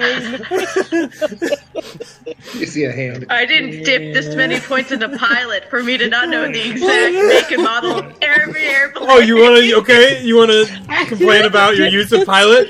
Go ahead and roll me a pilot check if you want to find out what goddamn airplane it is. We've angered God. Everyone chill. Nope. This actually might be useful later on, so no, I'm not. I'm good.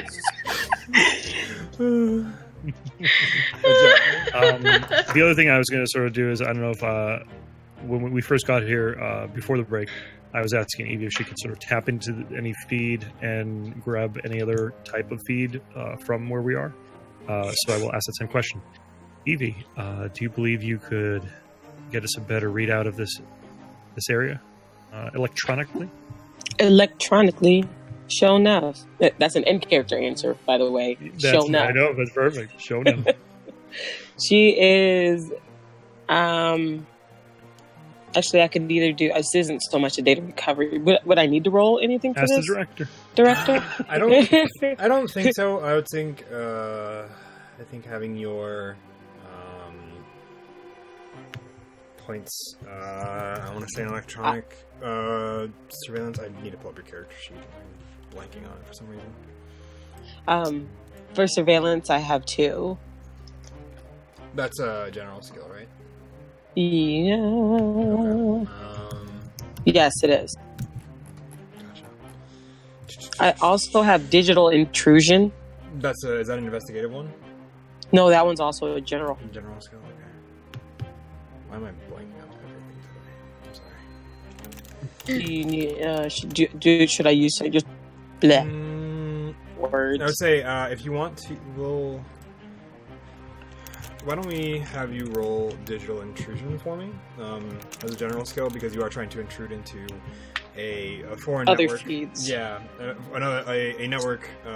What looks to be probably, I'm going to guess, is a closed circuit CCTV type network that may have a drop point. I don't think it's particularly a hard skill or a hard challenge, but. Okay. Then I'm going to add using 1 point out of my poll to do it. Okay. Sounds good. Just kind of. And I roll. So that means 5, 8, and 9. 9. Cool. How many did you roll? 1d6 or 2d6? I rolled 2. Gotcha. It's only 1d6 for these rolls. Oh, snarf. No, it's okay. But I'll take the 5 of the first die that you rolled and add the 1 for 6. So yes, still plenty. So you're able to definitely infiltrate using your digital intrusion, and it's not hard to hack. It's a pretty easy. They obviously aren't really concerned about. Well. That they don't expect somebody like you to try to get in here. Trying to get into the CCTV of their hangar. Yeah. But you're able to do so. You do see what looks to be on the inside. It's a pretty space. It's about a similar size to Rachel's hangar, but it is a little more spacious, as there's no airplane in it. There do seem to be off in one corner 2 crates. You kind of see, you have one feed that kind of is from kind of the front left corner as you're looking at it from the big bay doors that would open up to let they put the plane in and out of the hangar. You see one from there. You see one kind of in the opposite corner. There's no loft like Rachel has. It's just one big open space. And you can see kind of the door in the back that is similar to Rachel's as well. And you'll see 4 on the outside corners that kind of cover each direction. They pan slowly and kind of remove blind spots in theory. There's currently 1 car sitting outside of it. It is not familiar to you. It is not one that you guys kind of recall from earlier. It is an SUV, kind of a dark blue, and just happens to be sitting there. There's nobody in the building, and there doesn't look to be anybody in the car as you're kind of looking at it. And this is all information you obviously share. So yes, is there any vantage point I can see from the camera that lets me see our hangar, or are we directly next to it? No, you guys are at you're on one end, so if you go from left to right, you guys are the second one in. That one's the third one from the end. So a camera, the front white one that points outward, kind of as you're standing in the hangar and looking out the bay doors, the front right one will look down that line. You can't really see yours specifically, or very well. You can tell that it's there, but it's the number. It's that one amongst all of the other ones. But so that's the one thing that I know that our hangar is in that direction. Yeah. Good. Can I make note of which one that camera specifically is? Yes, it'll be the front right camera that's facing outward over the Front water. right camera. Mm-hmm. I'm gonna put a little more emphasis to this one to everyone.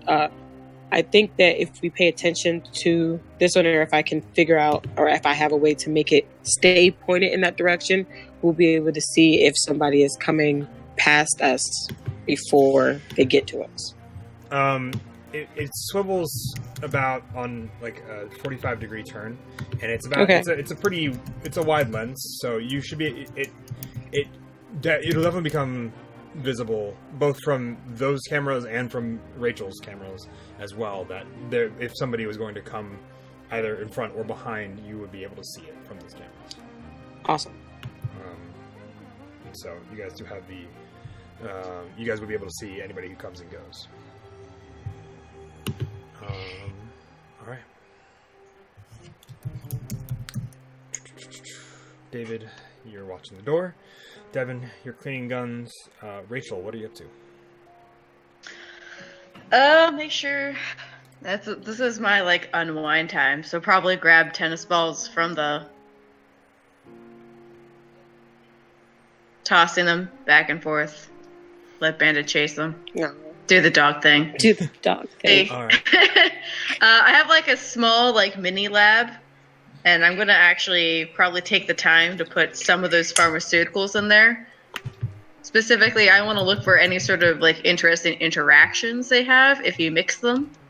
Okay. Sort of any sort of like what happens like if you are combining these things, if there's like any sort of side effects.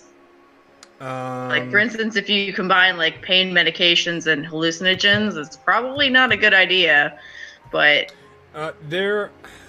you do get as you're kind of doing these mixtures, trying to find ones that interact with each other and cause reactions. You do get the one with the painkillers and the hallucinogens, which are the unmarked ones. Outside of that, you don't really get any ones that are super that kind of what's the word I'm looking for? There's none that react in a way that would cause concern. There are some other smaller reactions, but it would only, you kind of would guess, it would only result in maybe an upset stomach that your body would probably get accustomed to really quick. There's nothing serious about any of the reactions either. The hallucinogens. Like, I'm looking for like or like some sort of thing where, you know, we're going to be dealing with somebody that's in. There's nothing quite like that. Obviously, the hallucinogens definitely throw in a nice wrench in a lot of the reactions, but nothing that you haven't seen before, and there's nothing unique about them. So. All right.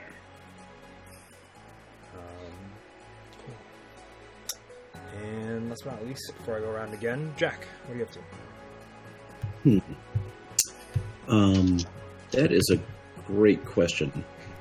So Jack is hanging around a hangar waiting for things is not where he's totally comfortable. He would rather be driving or sleeping. So he's very fidgety. He's kind of like alternating between like playing Grand Theft Auto on his mobile. Occasionally he'll like pace around and just do various like parkour moves, like, you know, tumbling or doing cartwheels or whatever. He will check a French language message forum on 90s electronic dance music to see if anyone's responded to his like to see if his rival has responded to. And he keeps glancing over at the monitors just to like make sure his car's okay. Yep, your car does not move. No one touches it. It is always within the scope of that camera, so you can. Anytime you look at it, you get a sense of relief. You just think, "Oh, it's still there. Nothing has touched it." I hear Jack playing Grand Theft Auto, and I sort of like peer around, like, "What you playing, Jack?" Chinatown Wars. Oh, nice. Yeah, it's all right. The mobile version's okay. You know, it'll do. Well, if you ever want it, man, I got the laptop, and it's pretty stacked. Oh, yeah. I'll keep that in mind. Yeah, just let me know. Cool. All right. I'd say you guys probably have. I'd say you guys have a couple more hours. Anything else you guys want to do? I'm gonna go ahead in terms of prep work. I'm gonna do the usual digital intrusion stuff. See if there's anything. Actually, I'm gonna pick up on any of the local towers and set up an ongoing sort of tracer, or at least signal interceptor, so that if there is any type of calls in or out, I could sort of pick up on when they're happening, and then if wanting, and if needed, director, I can roll to see if I can intercept the actual contents. I will actually just have you roll a general digital intrusion to set that up. I would say you're able to intercept it probably pretty easily, but setting it up in a way that doesn't tip off or upset potential cell phone network carriers. Sure. Mm-hmm. I mean, come on, I'm good, bro. I know you're good. So let's see. So I'm gonna go ahead and use 4 points in my intrusion. Okay. Giving me a total of 6. Total of 6. Awesome. That is plenty. You are able to plant the trace. Just trying to looking for network traffic, fulfilling your quota and your requirements. Nothing immediately bounces back, but it is ongoing. So if something does, I'll know. Yeah, you'll know. If something is picked up, and you'll know. Yeah. Okay. Cool. What else are we doing? You guys got a couple hours. Another plane taxis down one of the side strips to the runway. You guys are working on. I'm gonna go over and walk toward Evie. Is she near the dog still? She like curled next to the dog. Yes, we've been napping. All right, so I'm still. He does that a lot. I'm really freaked out about the dog still, but I'm gonna go over. Hi, Evie. I know the ride here was kind of loud. I wanted to get your thoughts on what I said.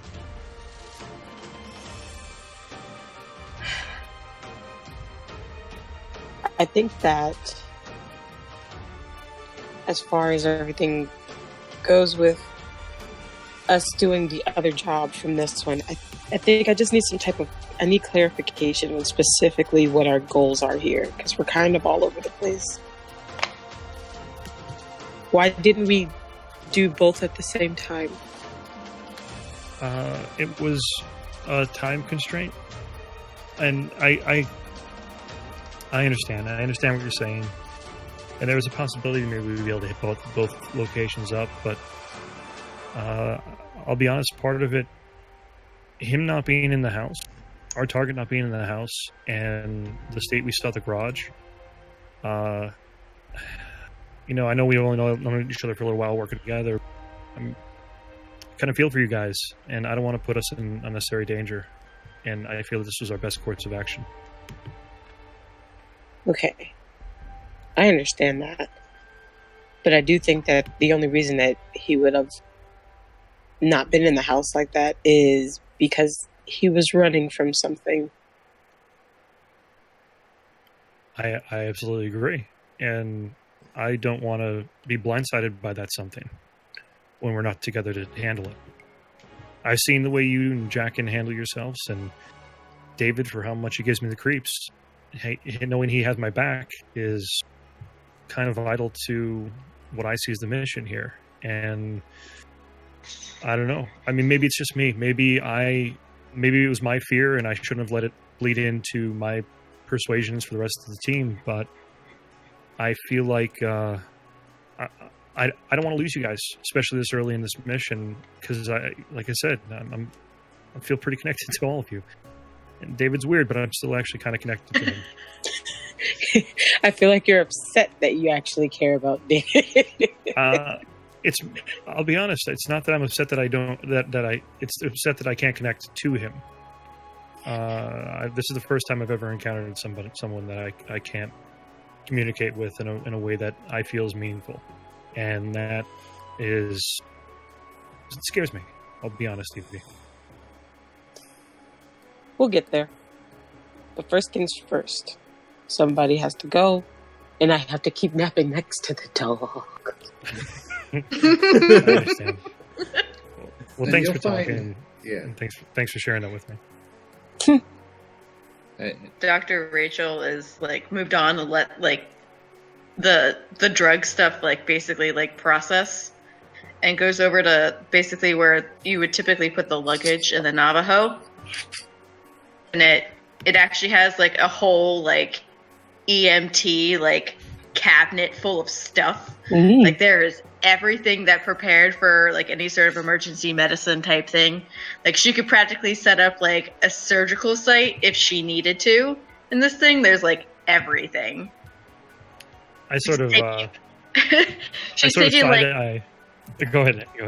Yeah, she's just taking sort of inventory, making sure there's sutures, IVs, sort of fluids, everything is all set in her in the bag in case she needs to save somebody at this point. It's her own prep of eye kind of thing, as she's just this habit of just making sure everything is there. Yeah, and based on what happened in the house, I see what Rachel's doing, and I kind of look over at Jack. Is he eyeing up the med supplies? Jack is not. Jack has forgotten about the med supplies at the moment. All right, Devin relaxes a little bit. You'll find David is pacing. He's pacing back and forth from the back door where we came through. And he'll go over to the cameras. But as he's walking, he does have his gun drawn, and he just keeps. It's kind of like a pep talk. Keeps walking back and forth. Right. What we see, though, is just you being even more crazy than normal. And yeah, you can, but he's not being quiet. But it's a pep. Yeah, he's. Well, I like to say that's why it's even more crazy, because you're pep talking, but it's under your breath. And you're 1,895 days. Killing is my business. Business is good. No contact with the bait. Target unfound. Nothing adds up. Jack didn't bring tacos. And then he keeps repeating, killing is my business. Business is good. Killing is my business. Business is good. And he walks and he's very keen, but the nerves are getting a little swollen. I have some protein bars if you want one. They're gluten-free. They're really good. And he doesn't even, he hears you, but looks right past you. Jack? Yeah? You got tacos tonight? Well, can I make a preparedness roll? You can make a preparedness roll if you wish to. Please. Let me think about how many points do I want to spend on tacos. What do we do right there? How many points do I want to spend on tacos? Oh, come on. The gluten-free protein bars are clearly going to be fantastic. But are they as good as the tacos, though? The taco. No, all right, the tacos. Are the taco. Well, I mean, they are from the taco. Of course. Yeah. Of course. This is good. Killing is my business. Well, it depends on if you crit. Oh! Otherwise, they're of the As taco. a matter of fact, I rolled I spent 1 point of preparedness, and I rolled a natural 6. So I do indeed. You have Not only do I have tacos, they're already in Dr. Rachel's fridge. She didn't even know they were there. I just using my expert smuggling skills, I was able to get them in. Yeah, so I was oh yeah, and I move aside but I just pull out this big bag. Yeah, you move them outside. I'm assuming they are things for dog food. You move aside one, and behind it is 2 bags of the tacos with the or 2 bags with the taco logo on them, with all sorts of tacos and other Mexican goodness from a fast food joint in them. So yes, I got your back, David. Do you prefer a thank you? No need. It's my pleasure. Eat up, buddy. Takes the taco and walks back. I really wonder what David's definition of a thank you is. I kind of lean over to Devin and say, "This guy you want to get closer to?"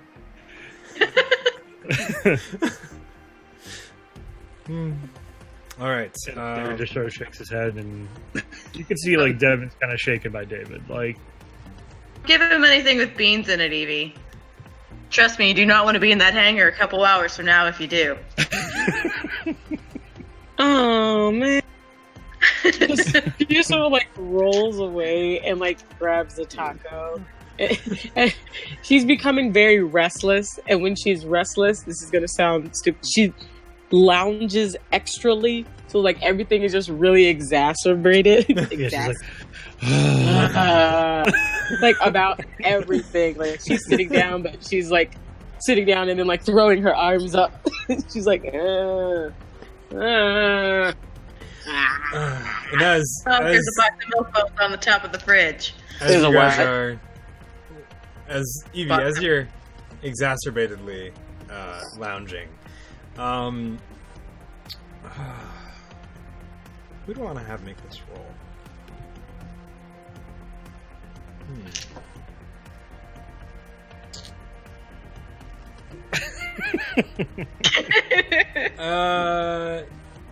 David and Devin. Why don't both of you roll me some sense trouble, please? That it was coming, guys. But yeah, there's a box of milk bones over there.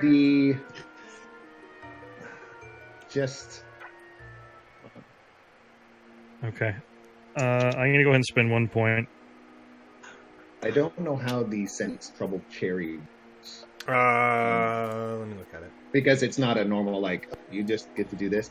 If you have a sense trouble rating of 8, you can use your sense trouble rating not instead of another ability to determine your order of action. You can use sense trouble rating not cool instead of an ability to determine your order and action. Oh, right. Oh, so I rolled a 4 with my point. So you, So it's for combat. Yeah, so I get like an 8 for something. Yeah, you know how at the beginning of combat you say, okay, who's using skills, and whoever's using the rated skill gets to go first. You can use sense trouble for that instead of shooting or weapons or whatever. Yeah. Because I have a rating with 8, I was just like, okay, I'm in. Yeah. Okay. That makes sense. Takes you by surprise. So a sense trouble. Let's see here. With my point 4 is what I rolled. Gotcha. With my total. Cool. I'm gonna go ahead and use 2. Okay. Let's see here. Click. I'm using this amazing The Black Book at theblackbook.io. Theblackbook.io. What is that? What is this service you speak of? Is it Can one where can I just type in blackbook.io? Will that get me there? No, it will not. It'll get you to a 403 forbidden site.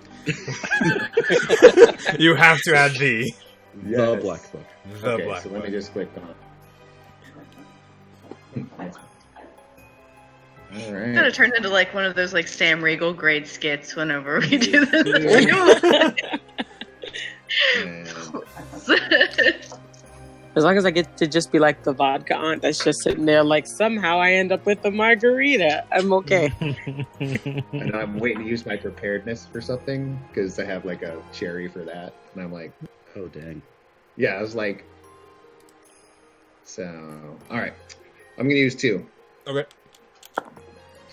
Roll the 3, so total of 5. Cool. So I would say both of you are able to kind of see the two moving vans that turn onto the front end of this kind of paved runway strip where all these hangars are. Both marked with what seem to be kind of just run-of-the-mill, like, moving van art on the side. They both kind of pass in front of you, in front of the hangar, coming to a stop at the one. And Evie, I would say this is about this point that you can see with your surveillance, with the intrusion that you've done, you're able to see them pull up and stop in front of this warehouse. It's about that time, Devin, that you hear, you see kind of come across in a text format across your tracer that you have, and the live tap that you kind of have going. Just two simple kind of texts. One saying arrived, another saying, good. Make the delivery. Okay. It's on. So Devin just says it's on. So activate as you would now. Devin just sort of goes into mode. He's not leaving the building yet because he remembers how you guys were when he was clearing rooms. Oh. But with everybody sort of seeing that everything is actually like starting to go, when you're like, I'm not leaving because nobody had my back last time. You see that she's actually just like making sure everything is tight. And all you see is like I'm a bit more timid than I just say it's on, and I'm just sitting there, waiting to see how you all activate. I speak a command, and probably I don't think anybody has. Well, probably a language that most of you wouldn't recognize. I have German, Russian, Portuguese, Mandarin, Spanish, and Japanese. So bloody dog. I'm using Swahili because not as many people would actually have African languages. Thing. That's what I taught my dog in command. Dang. So because I only had 2 language points, so I picked the 2 for my backstories. But anyway, so it's in Swahili, and the dog knows how to go up to his bed and then lay flat. So he's like up in the hangar. In like his like safe. What word do you say in Swahili? It would probably be house. But in Swahili. You speak the phrase Nyamba, and the dog immediately knows to. You see him just ears perk up for the half second that it takes for the recognition to hit. And then you just hear the clatter of claws on the floor as he sprints up the stairs and into his bed. That was based off of Google Translate, so if that's not actually the word, I'm sorry. Hey, I was just impressed that you were directoring so hard right there. That's fine. I was like, what word is that? The effort's appreciated. How would that actually like sound? So yes. Yeah. Directed so. Cool. What are you guys doing? What are your intents? What are you guys up to? You got 2 vans have stopped. As you guys are continuing to look at the surveillance, as the dog is just finished. As we're seeing the surveillance, everything is basically structured in a line, right? Yeah, so, they're like ever so slightly off because people will just suck at their job. At some point, I guess more detail that Devin shares is it's on. I just saw texts that the trade is happening. Okay. How far away are these guys? In terms of feet, they're approximately probably like 200 or so. There are approximately 4 other hangars between the Rachel's hangar and the hangar that the crates are in, that the vans are in front of now. Roughly about 200 feet in the 4 hangars. So. As soon as Devin does say that out loud, he will look you directly in the eye, which he doesn't do that. David looks you directly in the eye.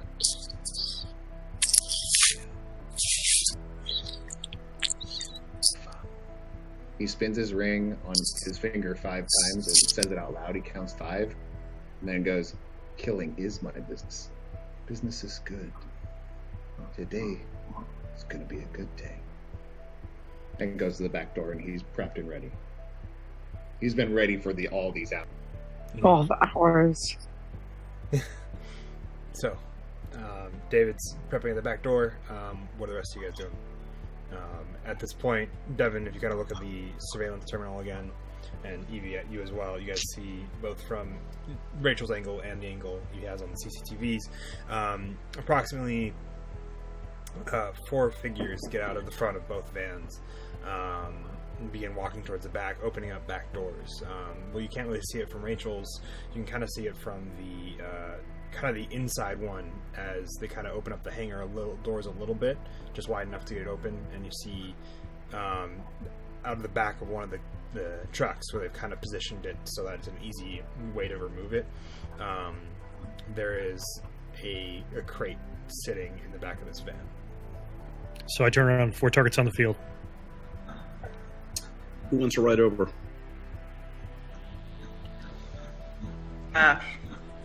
I'm gonna. Let me say that I have a pistol in probably a desk somewhere. Oh yeah, I'm sure you do. I feel like it'd be really dumb for me to not have it. Here, roll me preparedness. Yeah. Points into that actually. Because wait, I don't have any. Ha! Roll a 6. Roll a 6. Hey. Awesome. I would say you have I'm gonna say a pistol of your choice. I want to say it's tucked behind some of the EMT equipment that you have. It's definitely seen. There's still a bit like you can see hints of sand on it, and you're definitely able to pull it out and use it to your advantage. So you have a pistol, a small handgun of some description that I'm going to leave that up to you. Oh, just a little 23. David sees the sand and he's like, oh. But no, he does. Jack, I sort of just missed when Jack said vehicle.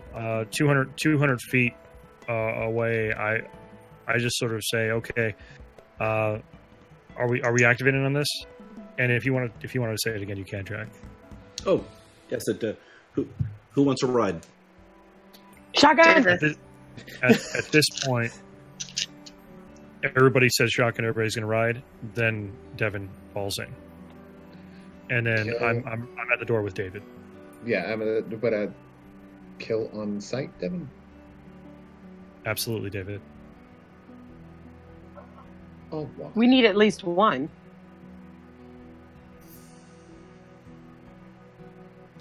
All right. And I did grab my pistols. So the four of us are hitting the car. Yep. David's in the car. David, you're walking. 4 of you are hitting the car. Awesome. Cool. So, I'm bringing the mobile duffel bag. Gotcha. You sling it over your shoulder, throw it in the trunk real quick, kind of over the side. I did leave the tray stuff running, but I didn't bring my stuff with me, like electronically. I'm gonna say you have a way to send it to your phone, and that will cost nothing because of your just the numbers, the points you have in that. So, so that you can monitor it if you wish from your phone. Cool. I'm gonna I need to turn to David and kind of go, we need at least one. One. Alive. Oh, as Evie's leaving the door, like David's walking, we need one alive. Does he need to speak? Yes, he has to answer questions. Roger that. But when we're done, Okay. He tilts his head like you can tell he has no idea what you mean by eh. We'll burn that bridge when we get to it. Like the dog that kind of just tilts his head. Thank you. Yeah. Okay. So, David, you're walking. 4 of you are driving. Yeah, I'm not staying too. I'm not like. I mean, because I doubt if he's going to go 75. No. To the next hangar. No. So I am, within probably 50 yards of the vehicle. Yeah. Okay. Yeah, I'm And in the vicinity. And as we jump in, I just turn. Oh, go ahead, Annie. Sorry. It's a keypad lock, so once that door shuts, it needs my code to get us back in. Yeah, I'm assuming it's a door that will lock as soon as after you've opened it. It just resets and relocks as soon as you close it. Basically. Yeah. All right. I just turn to Jack and I say, Jack, in your hands here. All right. Cool. So all of Jack's nervous energy just dissipates, and just in a smooth motion, he opens the door, slides behind the wheel, starts the car as everybody's getting in, and he just very slowly, casually begins driving toward the other car. Okay. Real quick, sorry, Jack. Before that, did somebody else call shotgun? Before Evie did call shotgun. So Devin, at that point, did roll his eyes, but just sort of got in the back seat. So it's Evie's in passenger side, back. Mm-hmm. Cool. So Rachel and Devin in the back, Evie up front with Jack. Jack, go ahead and give me I want to say a driving roll. See how casually you can be. All right. I can do that. I'm sure you can. I'm not concerned. I just want to see. No ones. All right. I'm going to spend 3 points. Okay. No, I'm going to spend 4 points. Oh, man. Cool. For a total of 7. Awesome.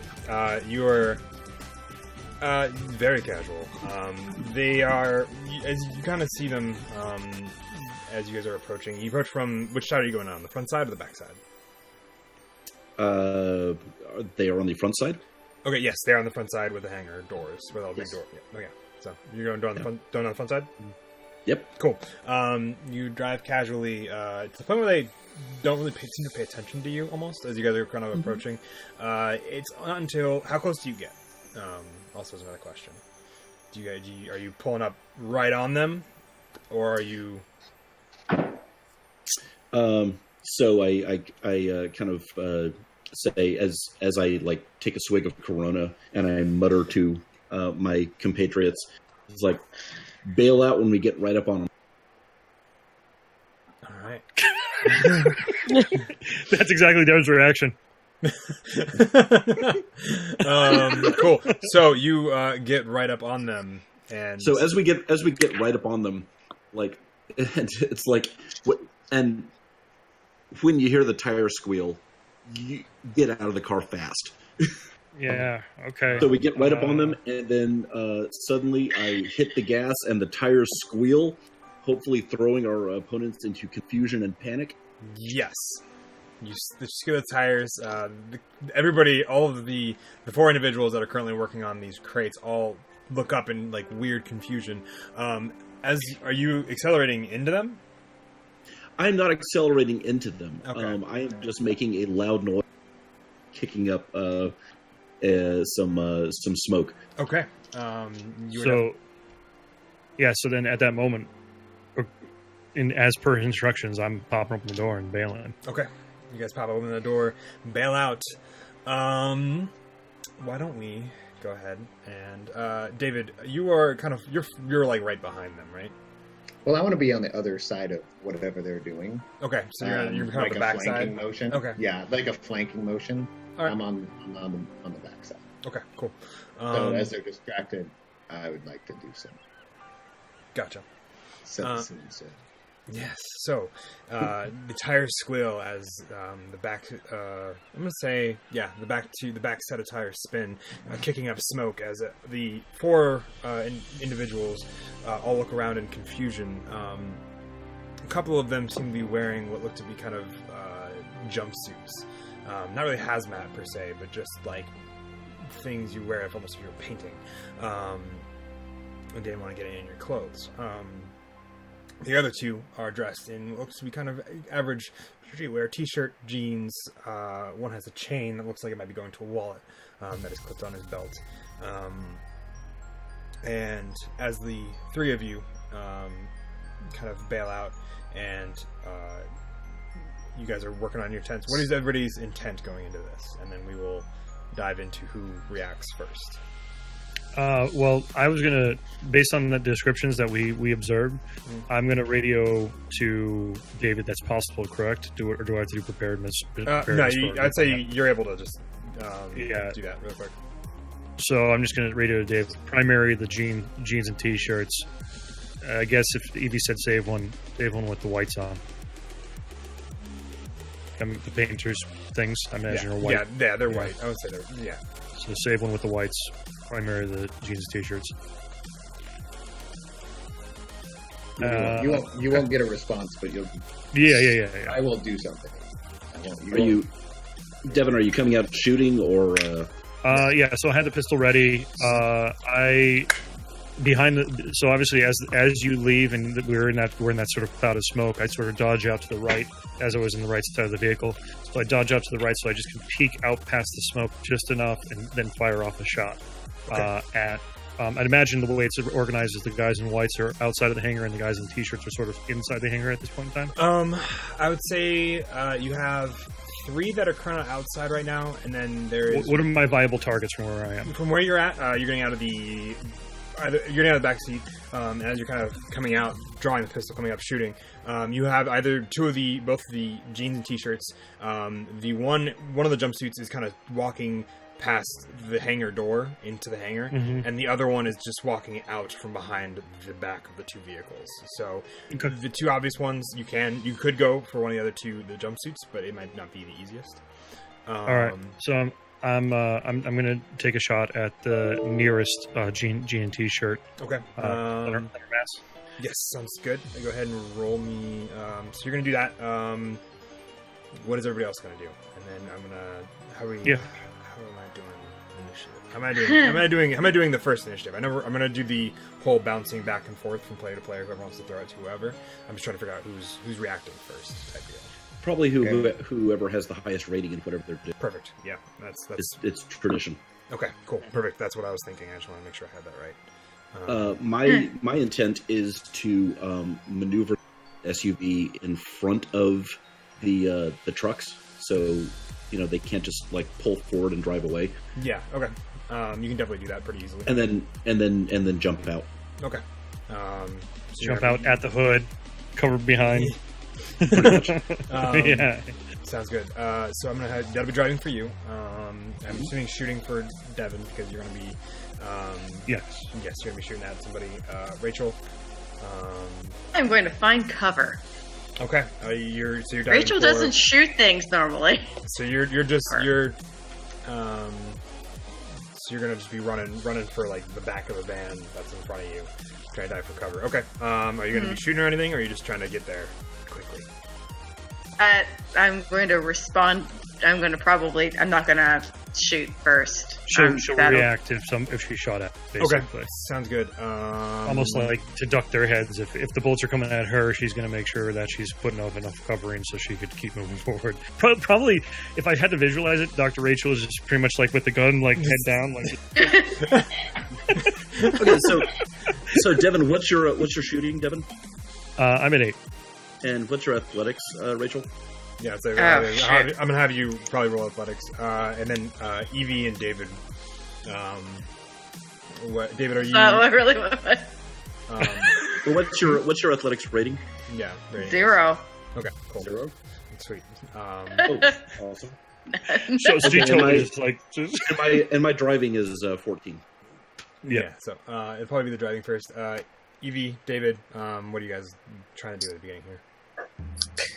Evie, once the van comes to a halt, since she's in the passenger seat, which is why I called shotgun, is the door is immediately going to be open. She wants to use that as cover and aim one of her throwing knives and throw it at the first available target. Okay. Damn. Wait, you're still the vehicle? You're going to throw from the vehicle? I'm going to throw from the vehicle. Okay. Like while it's moving. That's awesome. That'll be I'm gonna say it's weapons for you. Yep, and I'm shooting a going gun. to. Yeah. Okay. What's your weapons rating? My weapons rating is 7. Okay. Cool. And David, I'm gonna say you are behind the building, the hangar that everybody else is on the front of right now, moving towards the hangar with everything that's in it. What are you up to? Well, the plan is, as soon as the distraction happens, as soon as the car does pull up, Yeah. Jack pulls up. You do hear the screaming of Brakes. tires. And that hits there. As the people are turning their heads, I did get the message from Devin, so my concentration is on the 2 people that don't have the hazmat type suits on. Whichever one is closest to me, I'd like to peek around where I can see, take a throwing knife to his throat, and then take a tumble, then roll behind one of their SUVs, and with my pistol, fire at the other one. Gotcha. I'll be shooting the second one. So I want the first guy to get hit with the knife so he can't say anything. So I want to hit him in the throat so he can't say anything to the next person that I'm there, then tumble behind, get behind, and fire at the second person. Okay. I'm gonna say you will probably do a weapons as well for this one, and then I'll have you do that, and then next round is when you'll do I'll have you do the tumble and shoot. But I could do both because I have extra attacks. That's right. Yeah. So If the first one triggers, or is it regardless? So that's why the whole point I was trying to. Yeah, no, I'm following it. My jump. Yeah, I'm following it. I'm following it now.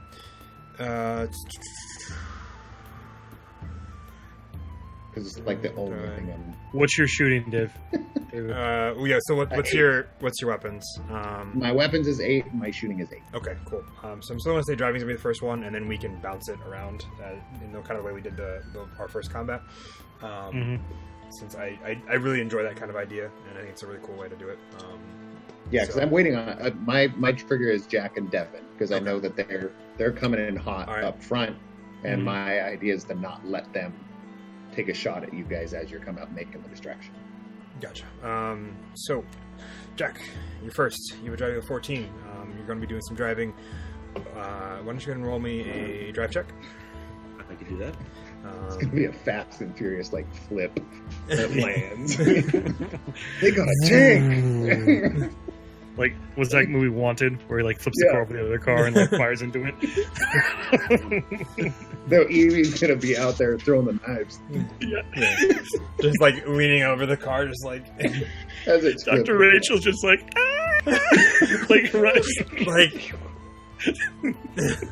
Is it and she's over making yet? the noise. She's not pulling the trigger. She's going. She doesn't Okay, know. look, I have points in shooting. I just don't have any points in athletics. I think that means Okay. I love it. So I rolled a 4. Does that succeed? That will succeed. It's not a very hard roll to go around and not hit anybody. You're definitely able to park it. You just wanted to go broadside it in front of those two to stop them from moving. Okay. Meanwhile, Bandit is currently upset that. All right. So here's the deal. Okay. So I feel the SUV just vibrating. It's like a caged animal. It's like an animal I have on. It wants to leap forward. It wants to chase. It wants to hunt. But I'm in control. I have my hands on the wheel and my foot on the brake. And I say, "No, baby, not yet, but soon."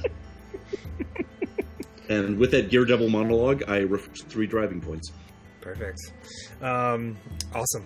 You definitely do. So you have 3 more driving points back to you that you can use later. That's awesome. Awesome. Love that. And with that, your car is now in front of the 2 vans. Who are you throwing it to? I'm going to throw it to... I want to see Evie pull off this... Awesome. from the car. mid car maneuver, leaning out of the front door, knife throw. Awesome. Okay, so Evie the car lurches forward again as the people and it begins to maneuver around the two vans. You are hanging out the passenger side window. Go ahead and make me a weapons check to throw this knife. I'm just rolling 1d6, right? Yes, 1d6 you can spend from your weapon pool to add to that roll. Oh, heck yeah, I am. I'm going to put in 3 because I feel like this will set the tone. Yeah. Okay, and then I'm going to roll. Oh, God. Did you add anything to that? She had 3. She had 3. Okay, cool. That was a good sound. I rolled a natural 6 and then a 3, so 9 in total. Mm-hmm. So 9. Is that a crit? I don't Is know. it 5 over the check? Yeah. Well, that's all. Yeah, all you have to know is if it's 5 over the check. If it's 5 over the check, then yes. If it's not, then it's not.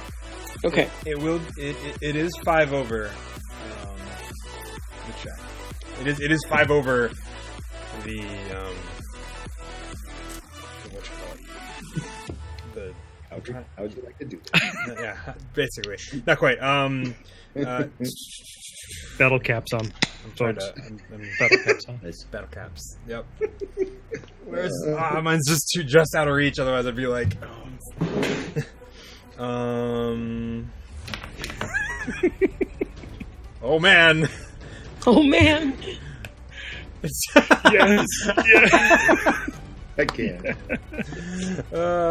Where is? I'm trying to find my. Where's my? Perfect. Why is this so weirdly placed? What the fuck? Wait, what? I'm trying to find my Night's Black Agents PDF, and for some reason it's eluding me because I'm trying to pull up and make sure I have the right stuff for it, so I have the right numbers. Yeah. Yeah, we're like already here. Jack and I are like activated battle hats on. Yes. Okay. That does hit. For a crit, they do an extra d6 of damage, if I recall correctly, right? Yes. Do I roll that? Yes, Yeah. you roll that. So for your throwing blade, I'm trying to find the damage dice. Should be. It's gonna be.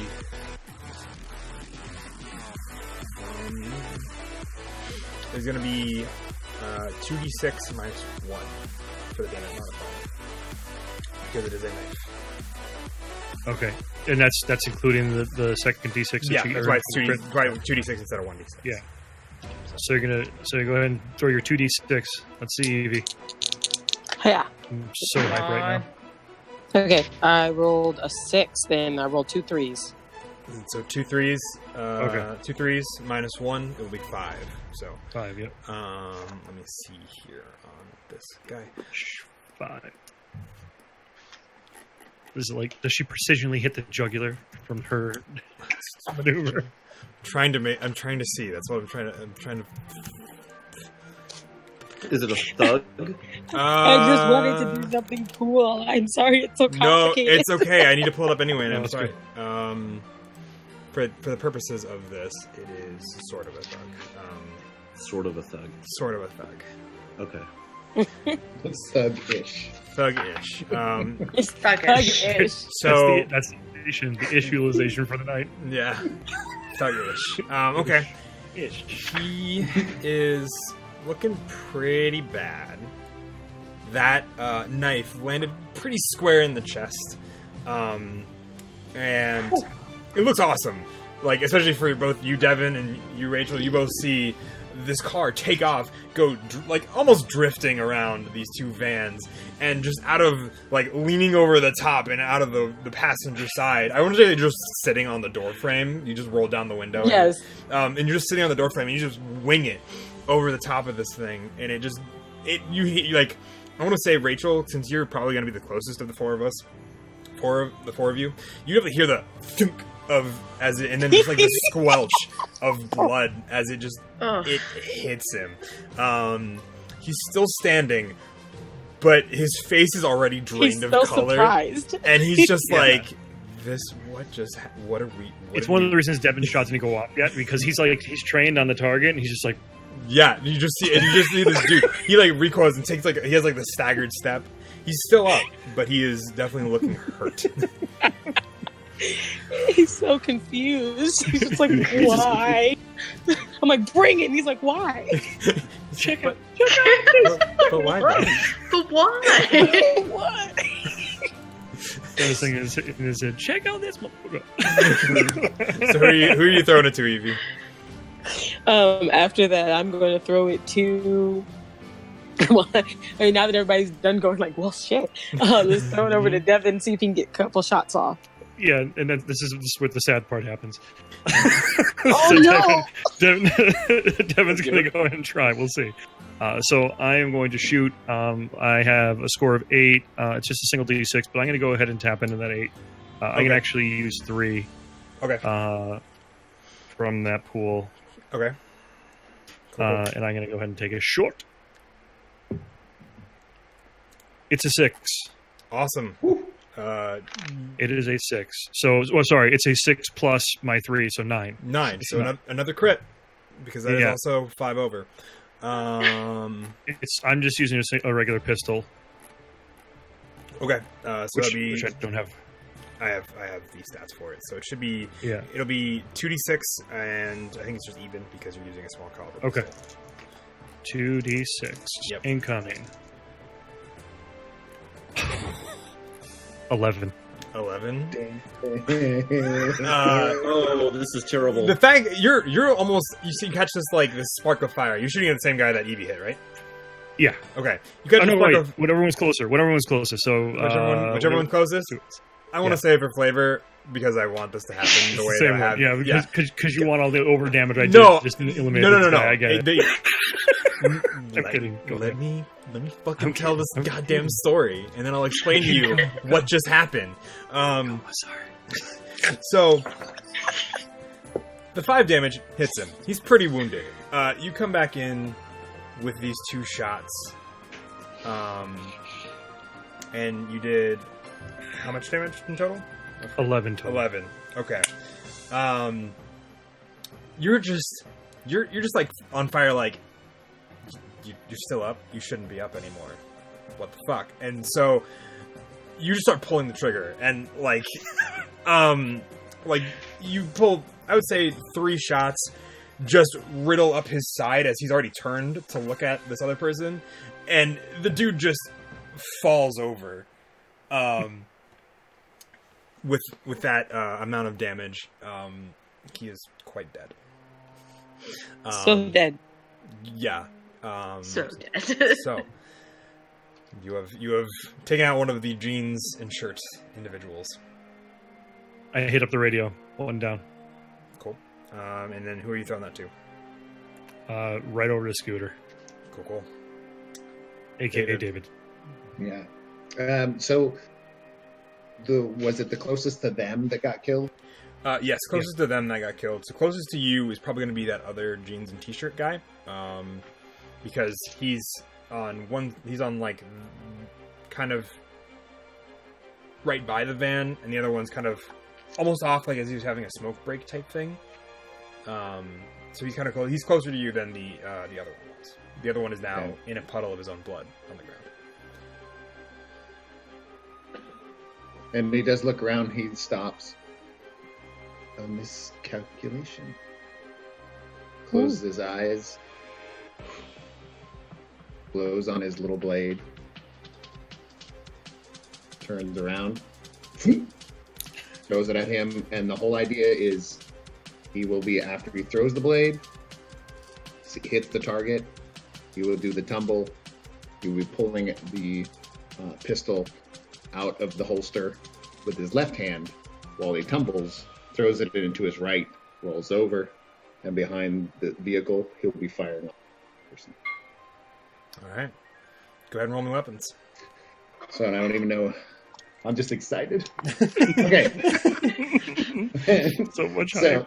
Yeah, because he was calm, ready, and then he saw the one drop, and that's when he's miscalculation. Yeah, love it. Love it. That's when he closes his eyes, blows on his blade. That's going to be a weapon, but I'm going to use a 3 on that, and I'm hoping my evaluation of how I did those will give me a 3 refresh. According to the rules, I don't know if that works. I think it will. I'm gonna double. No thriller or whatever, but I do want to use 3 and roll for it. I'm not touching a thing. I'm not until we do this. I'm not switching over. You heard it. Right? I heard it. I heard the. There it is.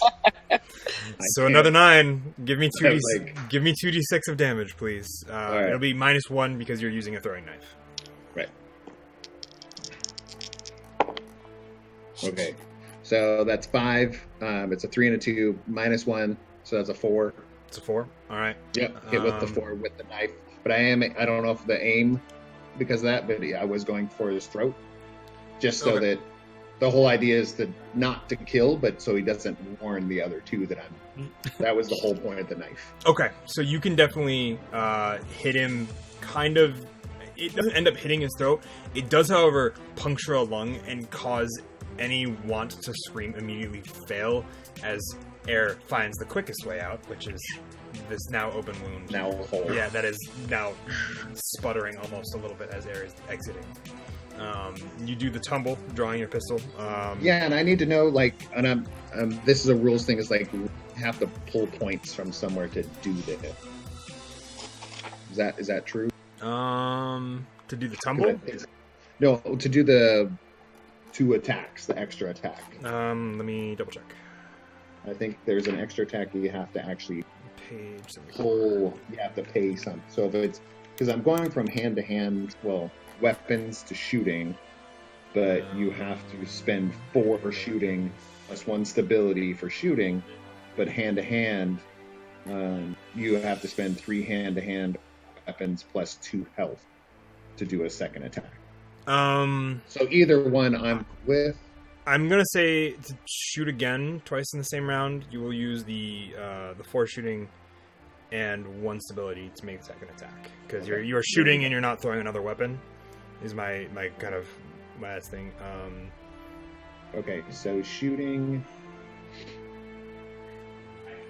So you'll spend the 4, and you can spend more to up that number as well. Because I have 4 there, but I have to also take stability, right? Yes. So I'm spending 1 stability, so get rid of that. And then shooting, I do want to shoot to kill the second person.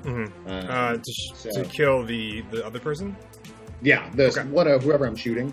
Okay. Are you going for the jumpsuit man, or the guy who's got the knife in his chest? No, I'm going for the jumpsuit man. I'm trying I'm trying to get as much down as possible so that you guys don't have to do it. That's David's full intent. Okay, cool. Sounds good. This is the only thing he's good at. He's like, this is my job. You guys don't have to worry about this. That's his drive. So I'm going to use 3 on my shooting, so I'll be done with it. But all right. I'm going to use 3 on shooting. I can't fake that again. It's another 6. Cool. I don't. Oh my God. I really don't know why. What did you spend again? Just so I have. I spent 3. 3. So it'd be a 9. It'd be another 9. Okay. This won't be a critical hit due to the multiple targets part of extra attacks, but it will still hit. Okay. So do I just roll a d6? It'd just be 1d6. It won't be not minus anything because you're using the pistol this time. Okay. That is a +0 to the damage modifier. Cool with it. 5. 5? Awesome. You all see, so to kind of paint this picture, Devin and Rachel, both of you were able to see it, and you kind of get glimpses of it, Evie, from where you're kind of on the window, so from throwing that knife. You see David kind of peek the corner, wing a dagger or a throwing knife almost sideways, which hits the lung, punctures it. You see blood kind of burst just ever so slightly out of it. You then see him tumble, roll, grabbing the pistol, ending up kind of where by the van, and then immediately turning, looking at the man in the jumpsuit who's currently stepping out from behind the second van, and taking a shot at him, which you guys also see another burst of red, and I would say, Jack, you're able to see you see a kind of almost a bigger kind of spray as it exits out the back of the jumpsuit, putting a decent hole in him. He definitely, both of them definitely look hurt, but they are both still standing. David, who are you talking to?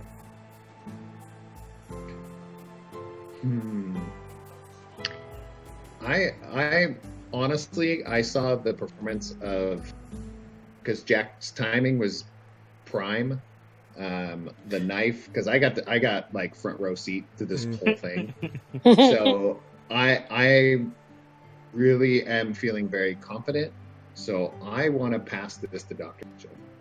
Okay. Okay. Hi. I don't hurt things. I heal things, guys. Oh, no. So you are just sprinting for cover, right? Okay. Roll me in athletics. Does she trip this time? Oh, shush. Okay. Let's see what happens. I mean, I do actually have, like, points in cover, but... Cover does not mean physical cover in this game, unfortunately. Yeah. Oh, no. Fair. I did roll a 5, though, so Okay. that could have been worse. You are able to definitely make it. You do remember making frantic runs back and forth. You've done stuff like this before. It's not your first time getting shot at. You just don't like being shot at. Combat medic, yo. I still So- don't shoot the things, I fix the things that are getting shot at. So you're definitely able to make it to cover. You have your pistol drawn, and you kind of slide up to kind of the other side of this back of this van, where David is currently standing behind and has his pistol drawn. Unfortunately, we are out of player characters to throw this to. So, That means... which the NPCs are you throwing it to? Are any of them alive? There's three of them one are health. still alive. 3 of them are alive. Let's go with the mostly crippled white jumpsuit guys, I guess. Okay. Both hurt, aren't they? No. There's one jumpsuit who's now kind of looking back out from the hangar that is still alive and hasn't been hit yet. You have the guy who's currently kind of clutching his chest where the knife has entered, and he's still up. And you also have the guy who has the bullet who has went through him, who is clutching it, but hasn't dropped yet. Okay. Well, let's. Everybody have a preference? I'm probably just gonna pick the white jumpsuit guys. Yeah, you can do the injured. I guess the injured one, or the injured white jumpsuit guy. That's fine. Okay. Yeah. He's gonna lean into the car, still clutching his hand, kind of fumbles with something, pulls it out. You see him kind of lean back out of the car, and he's gonna just kind of look around, and then seeing as kind of both Jack and Evie are the closest targets, he's just he's gonna just kind of seeing Evie over on top of the window, is going to try to just with one hand just kind of try to shoot at you. Dare you? What does he have to spend? Not a ton. Not a ton. Not a ton. Not a ton. Could I do a little bit of roleplay, or at least information? Yeah, sure. You can do that well. Yeah. So while that's sort of happening, I sort of realize the situation, and I call out, Evie, that's your chance to grab the healthy one, which will be obviously when it's your turn initiative wise, but that's what I'm just throwing out there. No, you said that's my option. I could. You cut it out for a second. Now this would be your chance to grab the healthy one, because remember, there's one healthy jumpsuit guy and 2 other injured. So if we want to actually interrogate anybody, What's your Yeah. What's your hit threshold, Evie? My hit threshold is my health is Hit threshold or health? Hit threshold. 4. 4? Okay. And I know that Evie has the upper hand in close combat, so she'd probably be our best to apprehend a healthy person before we mow them down. You will be taking 3 points of damage as a bullet just kind of pierces the upper part of your shoulder. You don't feel it exit. It just hits you. It's not a very big caliber bullet, but it definitely does hit you and kind of knock some of the wind out of you. He's going to throw it to the guy who has the knife in his chest, which he kind of, after trying to dislodge it, not make any progress, kind of stops carrying, pulls a pistol out of the back of his, kind of from the small of his back, and just kind of aims it over at David, and is going to try to return fire at him. What's your hit threshold, David? Oof. It's oof. It's what? It's 3. 3? Okay.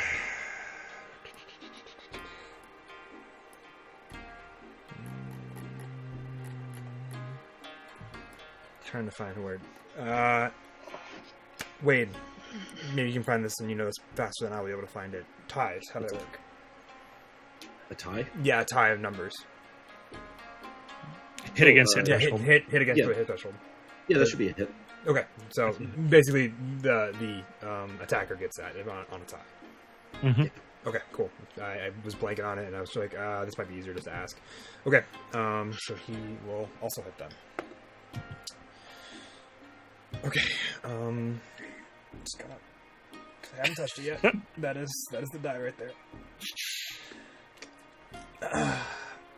So, you will be taking 6 points of hit damage as that shot just finds a nice resting spot in kind of your rib cage.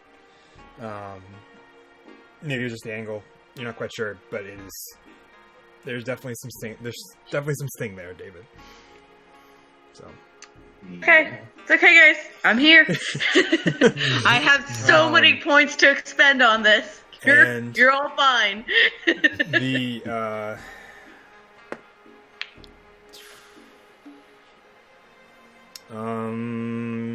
Devin, what's your hit threshold? 9.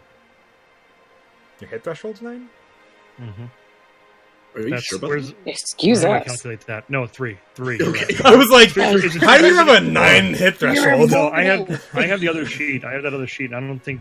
How do I find that number? It's in the bottom left corner of the old sheet. It's kind of where like you have that little circle with like the scope on it. What contributes calculated into that? It'll be 3 it's unless either... you have. I think it's an 8 in athletics, and then it'll be a 4. Yeah, 4 then. It's 4. 4. Okay. You narrowly step out of the way as all of you hear a great ring of shotgun pellets hit and scatter across the ground where Devin was not half a second ago.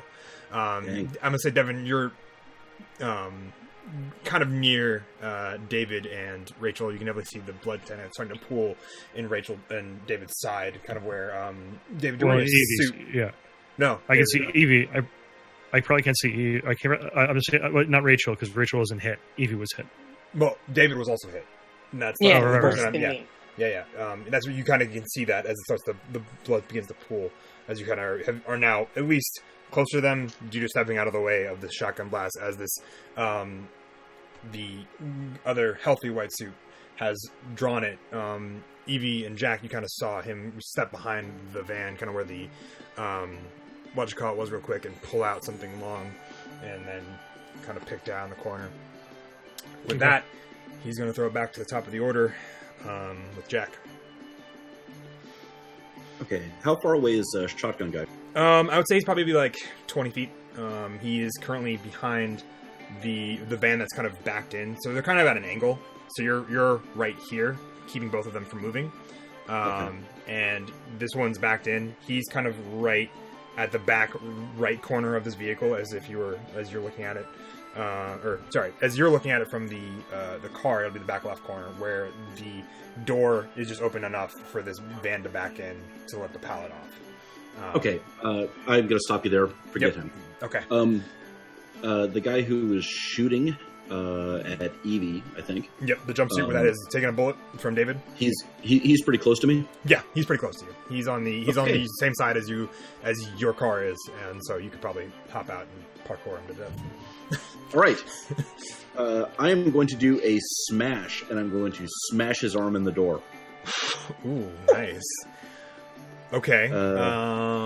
Spin 2 hand-to-hand and attack foe in point-blank range. Cool. I'll look at it real quick while you're rolling that. All right. Because it's a martial arts attack, right? It's hand-to-hand. Okay, cool. All right. So I'm going to spin... I'm going to spin 3. Okay. For a roll of... Let me try that again. Total of 6. Total of 6. Yes. Awesome. That will hit. It is not quite a crit, but it will definitely hit. Yeah, it's not. So, outside of damage, what does Smash do? It just does... since I'm doing it against a projecting an object, it just does +0 damage. So it's a little more than I would do with my bare hands. Okay, cool. That sounds good. So we'll go ahead and roll me a d6. Okay. That is, a 6. A 6? What? Awesome. It's the battle hat, baby. Been on It's the something battle hat. tonight, guys. I viciously slam his arm in the door. You slam his arm in the door. Shot at my friend. Yeah, you slam his arm in the door. And that he drops the pistol. It was the hand that had the pistol in it. It drops, and that falls into the seat. You kind of see him like try to fight for a second before you just see the light begin to fade as you see the blood begin to pour more down his back.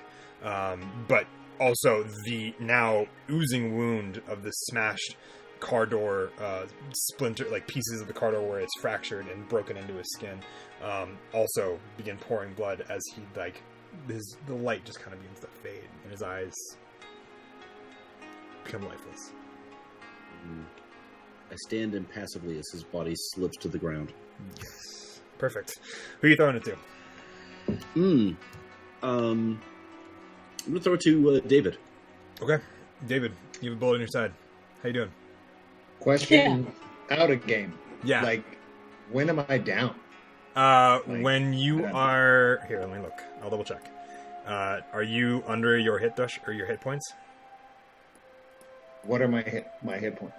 My health? Your health, yeah. There's mental and then there's physical. I'm under. You're under. I have health. I mean, under. You are currently hurt. I would say because health, like in your general health, is that what that is? Yes, that is what that is. I'm negative. Okay. Right now. You are what? Where are you at in negative? -2. Okay.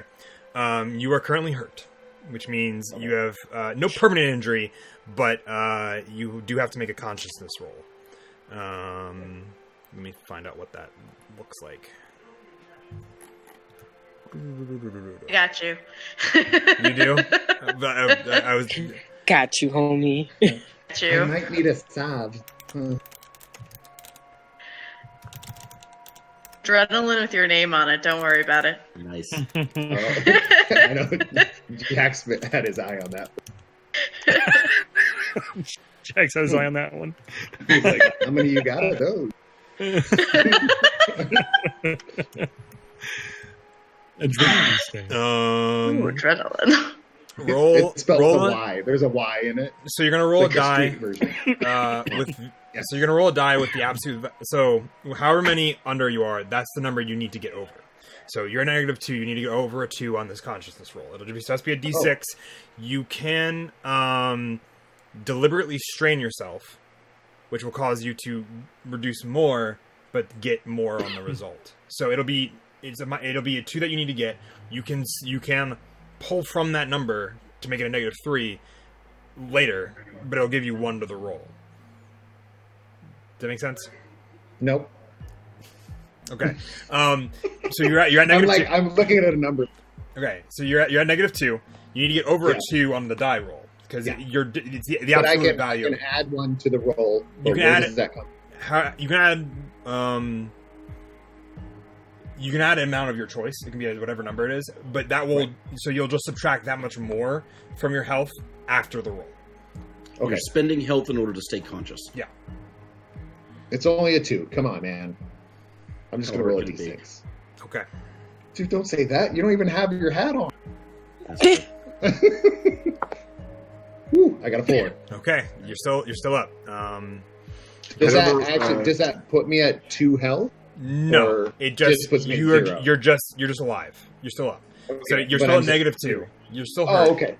That doesn't change at all. And because you're hurt, you get a -1, a -1. Your rolls on everything that I do from here forward. Okay. Yeah, the difficulty numbers all go up. Yeah. Okay. So, so everything's a little blurry. Yep. Went down. It's a little blurry. You feel that. You kind of feel that wet, sticky feeling around the back of your mid back and kind of around that flank. And I'll smell it. You get that? I just want to know. Well, I want to know if it's through some other organs.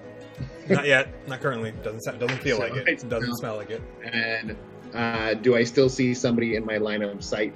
You still have the person that you threw the knife at, and you kind of see Jack as he finishes the door crash, the door slam that has caused this other guy to drop. And that's the guy that I shot?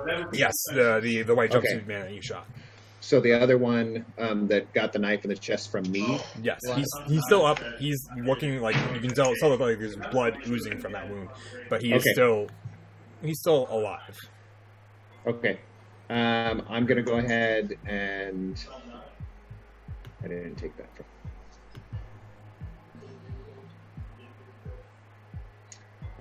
I'm gonna go ahead and fire it. Yeah, everything's loud right now, so I would shoot. I would go. I'm gonna go ahead and take a shot at him. Okay. Yep. I already did that. Okay. So, but before I shoot, I am pulling up and I'm smelling it. Just iron, nothing else. And I pull it up to shoot, and I say, "Blood will follow blood. Dying times here." And I fire, and I want to take him out, but I'm only using 1 shooting. Okay. And I got a 4. You got a 4. Awesome. Well, including the 1, so I got a 3 plus the 1 shooting. Did you? Okay. Yeah. Okay. So does that mean I rolled it? Does that mean I get a 3 because I'm hurt? No, it just means that the difficulty's higher for the. Oh, okay. So the enemy's threshold is a little bit higher. Makes sense. He's also not in cover, so he also takes 1 for anyway. So it nets out to the same number. So you do just barely hit him. So go ahead and roll me damage. Okay, come on, baby. 4. 4. Awesome. He takes the shot. It's kind of into more of his gut. You see him kind of stagger a little bit, and you can tell he's fighting consciousness right now. He's barely up. You gotta see it. His pistol is kind of lowered a little bit as he took that shot, and he's trying to raise it back up. Still up for the moment, but he's definitely looking hurt. Who you throwing it to? Throwing to Evie. Cool. I saw the throw and stuff. I'd say that I need them dead. Awesome. Evie. Bullet grazed your shoulder. Didn't go through, but it did hit you a little bit. How you feeling? What are you up to? Okay, so it's just a flesh wound, or did it go in my shoulder? It went in your shoulder. It didn't go out, so it didn't. Yeah, so it's in there somewhere. Yeah. All right, so I'll get that later. Don't worry about it. I'm not that worried about it. She's so uber pissed right now. It's not even funny. Right. She's taking inventory. Got that. Yep, this is happening. All right, so The one that shot David, is that my target, my official target now? You can make that your target. The man in the jumpsuit. The healthy jumpsuit guy that I need alive. Because we just need one of them. He's still okay. He's not hurt or anything. You can see him. He's got the shotgun pointed at where Devin was. Mm-hmm. And you see the other guy in the jeans and shirt that are okay. Got the pistol kind of half raised now because of the gut shot that was made. And there is a disarm move. That is also true. Yes. I was wondering, is it something you were supposed to take that gave David the ability to have more than one attack? Is that like a special thing? It's if you have a +8 in weapons, I believe. You have that as part of the cherry. Is you have to have an option to do extra attacks. And stuff like that. 1 point under con flap it. Okay. But I do have. That also applies to and weapons. Yes, shooting and weapons. Yeah. Shooting and weapons, and both of those I only have a 7.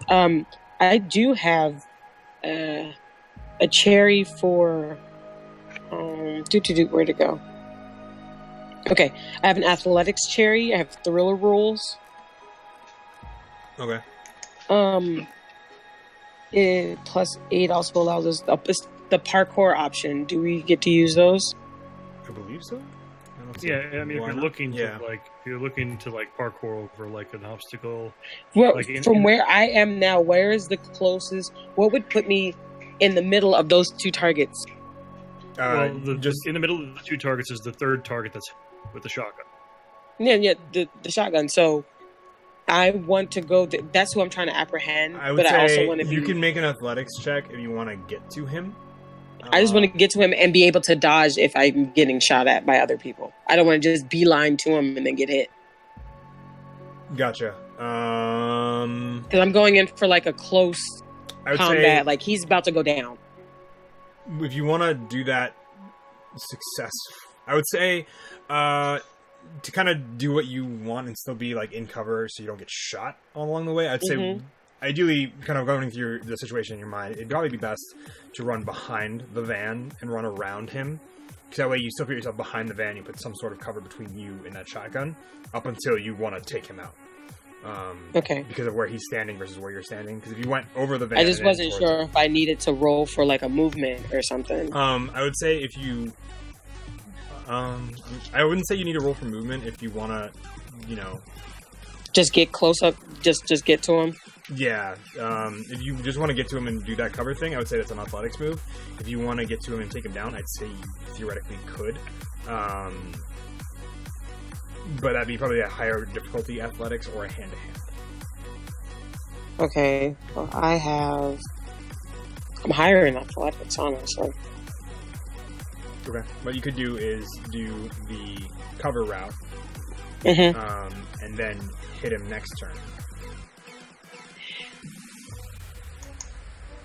No, then I think I'll go ahead and do the hand-to-hand so that I can get him now, because my goal is to take him down now. Okay. Because we don't need him to be able to have, be able to do something when it gets thrown back to them. Yep.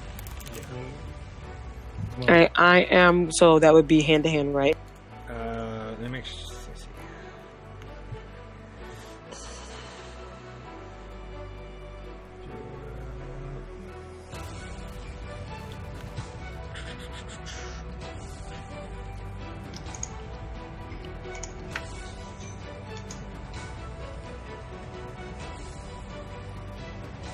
Okay, you can. Well, I mean, you can use shooting weapons or hand-to-hand for if you want to disarm. Just understand, if you're going to use weapons, it has to be a weapon that's heavier than the shotgun.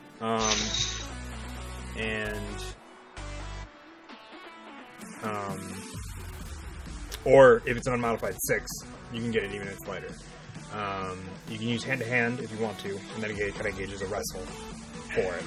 Or you can maybe a wrestle. Yeah, because my thought was to do hand-to-hand. I want to go right for his nose to knock him out. He needs to be down, but I don't want him to be in danger of dying. But he just needs to be down. Okay. So you're just going to go to... So then that'll be a hand-to-hand. That's what I'm going to roll that as if you're going to just try to knock him out. Yeah, I mean, I take all the strength that I can into my palm, into his nose. I just want to like break his nose and knock him out. Yes, I'm following. So it'd be a non-lethal hand-to-hand. Is kind of the idea behind that. So go ahead and roll me a hand-to-hand.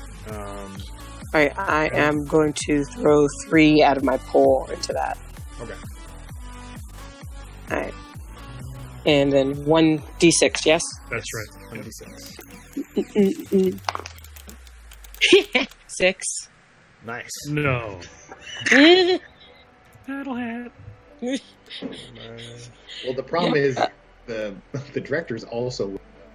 So, Plus the 3 I put in, so I rolled the 6 plus that 9, plus the 3 equals 9. Plus the 9 equals 6. No, yeah. So 9 plus the 9. So you did get a crit. So.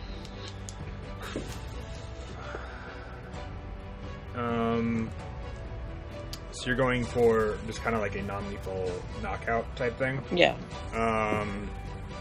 Just kind of. But I just wanted to hurt because he threatened my people. Okay. Roll me damage. Okay, and is that going to be 2d6 this time as well? Yes, that will be 2d6. It'll be minus, I believe, -2 because it's just hand to hand. All right, and then I don't add anything to that, right? No. All right. Well, then I rolled an 8 and then -2, so that makes it a 6. Okay. This way. Okay.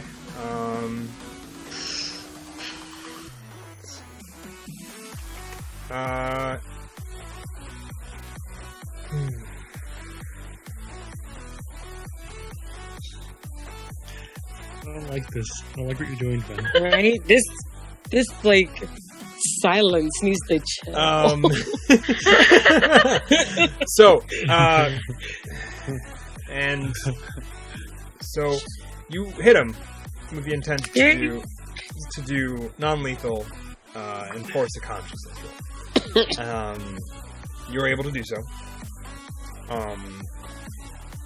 No. Just stop. Just period. You do so. You would. You make your way around the car. The van. You come up. You just go for that palm strike to the nose type thing. That's what you're doing. Okay. I gotta commit to it now. You were able to do so. You hit him, and he reels back, kind of stepping a couple steps back. And for a second, his eyes don't open. So you're maybe hopeful for a second that he's done. He's out. But he just kind of looks at you. His eyes slowly open. And he just kind of looks at you and goes, "Wrong choice, girl. Wrong choice." She is audibly going to meet. Who are you throwing it to? Like phonetically, she goes, beep.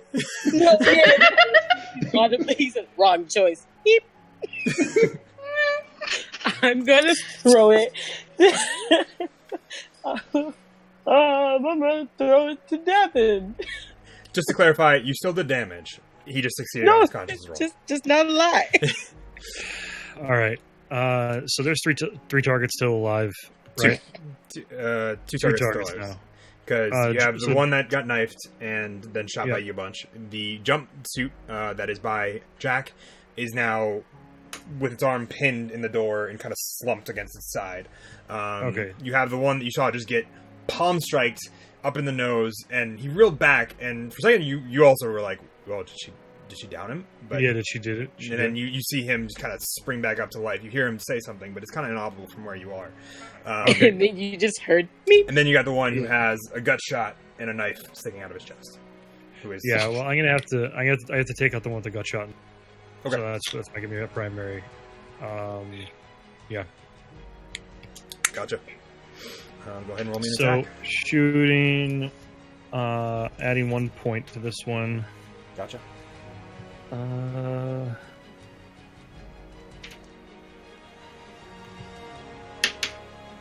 3. 3. You hit him. Okay. Go and roll 1 the damage Yep. or 1d6. Yes, 1d6 plus 0. 4. 4? Awesome. You are able to, with another shot to the gut, you see him just kind of begin dip and fall over, trying to hold on to his wounds before you kind of just see him collapse in this kind of half crumpled up form. Blood also beginning to kind of coat the ground. Who you throwing it to? Okay, so we went Jack, I believe all you have left of the player characters is Rachel. Rachel. Okay, Rachel, you're active. All right, great. Hi, David. How you feeling? I'm gonna do the medic route, the medic roll over to where David is. You're right next to him, by the way. You are both. I know. You're literally like kind of There. almost touching. Yeah, but he's like standing, and I'm like crouched down. So Okay. Even if it's like one movement. You're just like one medic crawl, and then you're like, oh. Noodle over a little bit. Yeah, she Like, falls to the rip ground, open the does one zippers on medic the crawl. Okay. Are you gonna? Gauze in one hand to pack the wound, and then the other. Okay. So you are back up to full health because for every one of mine, you get 2. How many points are you spending? Is 3. 3. Awesome. So 6 points. So you're back up to full health. Yes. David's just I like, told you, I got you. And I have got you. That's a dead stare. A dead stare. Got. You can tell he doesn't fully understand what that means, but he says it. Yeah. David's version of ditto. Yeah. Who are you throwing it to, Rachel? First is just gonna.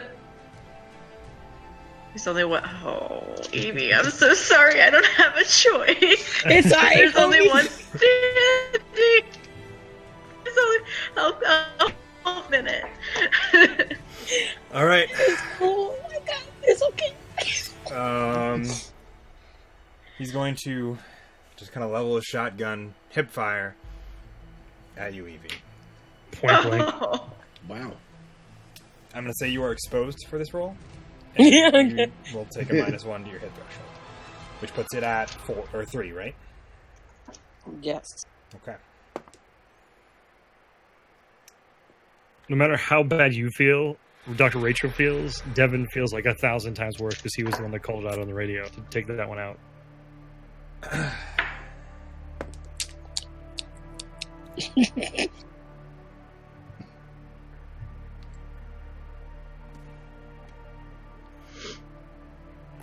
Make sure I don't have anything else to add or subtract.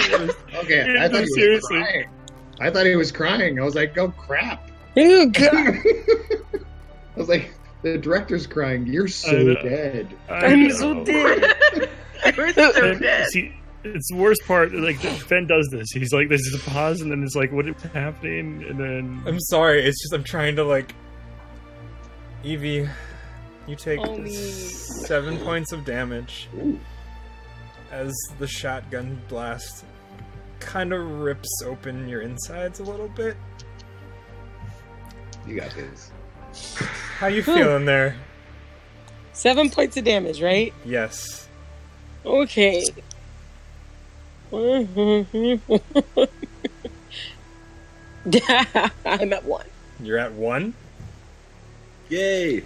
I'm at You're fine. 1. You're okay! Fine. I was really concerned. You were like David levels where I would have to worry about you maybe falling unconscious. I was No, -2. Yeah, no. Like, you took exactly what I had. Like, is that 1 or 0? either way, What's you're fine. your health? What's your max Oh, health? my health. Evie's health was at. You said I took 7 points of damage, right? Yes. Right, but you also took damage from that other shot to your What's shoulder, your right? Yeah. What's your max health? My max health is 10. 10. Okay. So So minus you're the 3, 0. so you're at 0. 0. Yeah, I'm Uh, at 0. So you're fine, I think. You're fine. Okay, so wait, so then I have to go to 0. Sorry. Fine. You're fine. Then 0. Oh, yeah, I helped. Fine. You're fine. I got I'm just you. on the ground. just How to get the buckshot out, but it'll be all right. It's fine. So much work. Wait. I just thought of something. I'll say it later. I do need you to make a Consciousness conscious check? roll. Yes.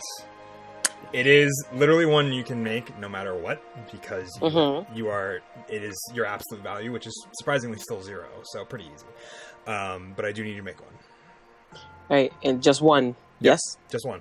Yep, 1d6. Really doesn't matter what you roll, because you'll succeed. I overachieved for nothing then, because I got a 6. You're alive still. You are so conscious. Which is worse. I'm so conscious. You are vividly aware of the pain that is now in your gut. It's just a string of muttered cuss words in Spanish right now. For the sake of things, and because I love the narrative of this, he's going to throw it back to you, Evie. To me? Yeah, there's no other alive NPCs, so in this fight, Thank you. it's back to you because he wants. I want this from a directive narrative standpoint, really more than anything else. Understandable. I'm gonna sit back and watch this. Can I even do anything other than just like you can hand to hand weapons shooting? You can. Oh, it'll be a little more difficult, but you can still do everything. Like, I can still do the stuff. Yeah, awesome. You can do the things. You now have a bit more of a hole in your stomach than you probably should have. Oh, okay. Then I'm going to use weapons because he just shot me point blank. So at this point, we are just like, no, yeah. I know exactly what I want to do. What you doing? I'm going to use shooting, and I'm going to Tyler Durden a crack out the side of his mouth. He just shot me in the gut. Let's see this. Let's go. Oh my God. I'm excited. Oh my God, and just right on the side of his face and go, mother. And just shoot. Okay, so I am putting... Because I haven't used weapons yet. I have a lot to pull As into Devin this. sees her pull his weapon, he's just like... I mean, are we just? I just want to. Are you throwing non-lethal out the window?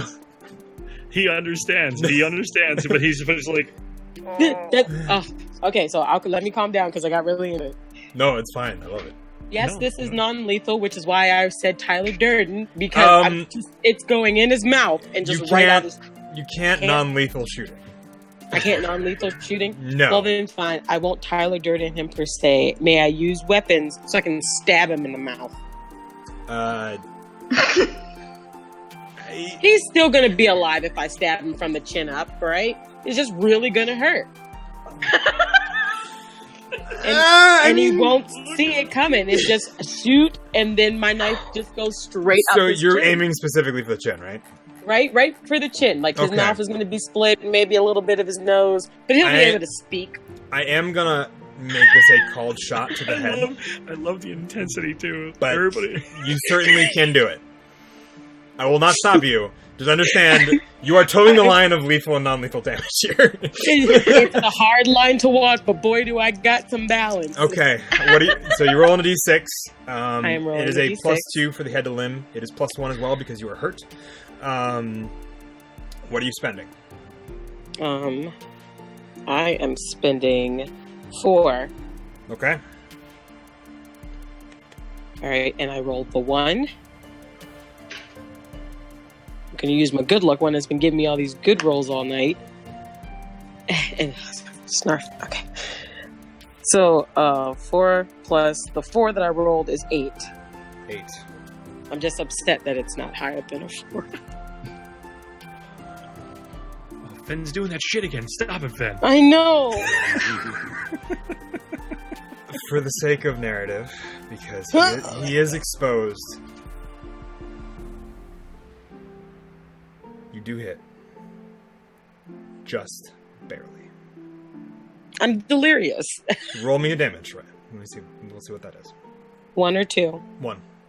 You barely hit him. Barely hit. I Understandable. Okay, I rolled a 3. A 3? Okay. Mm-hmm. Okay. You have stuck a knife into his chin. Mm-hmm. There's blood kind of seeping down a unkempt, not really, just hasn't shaved in a few days. Just then this low, guttural growl comes from him.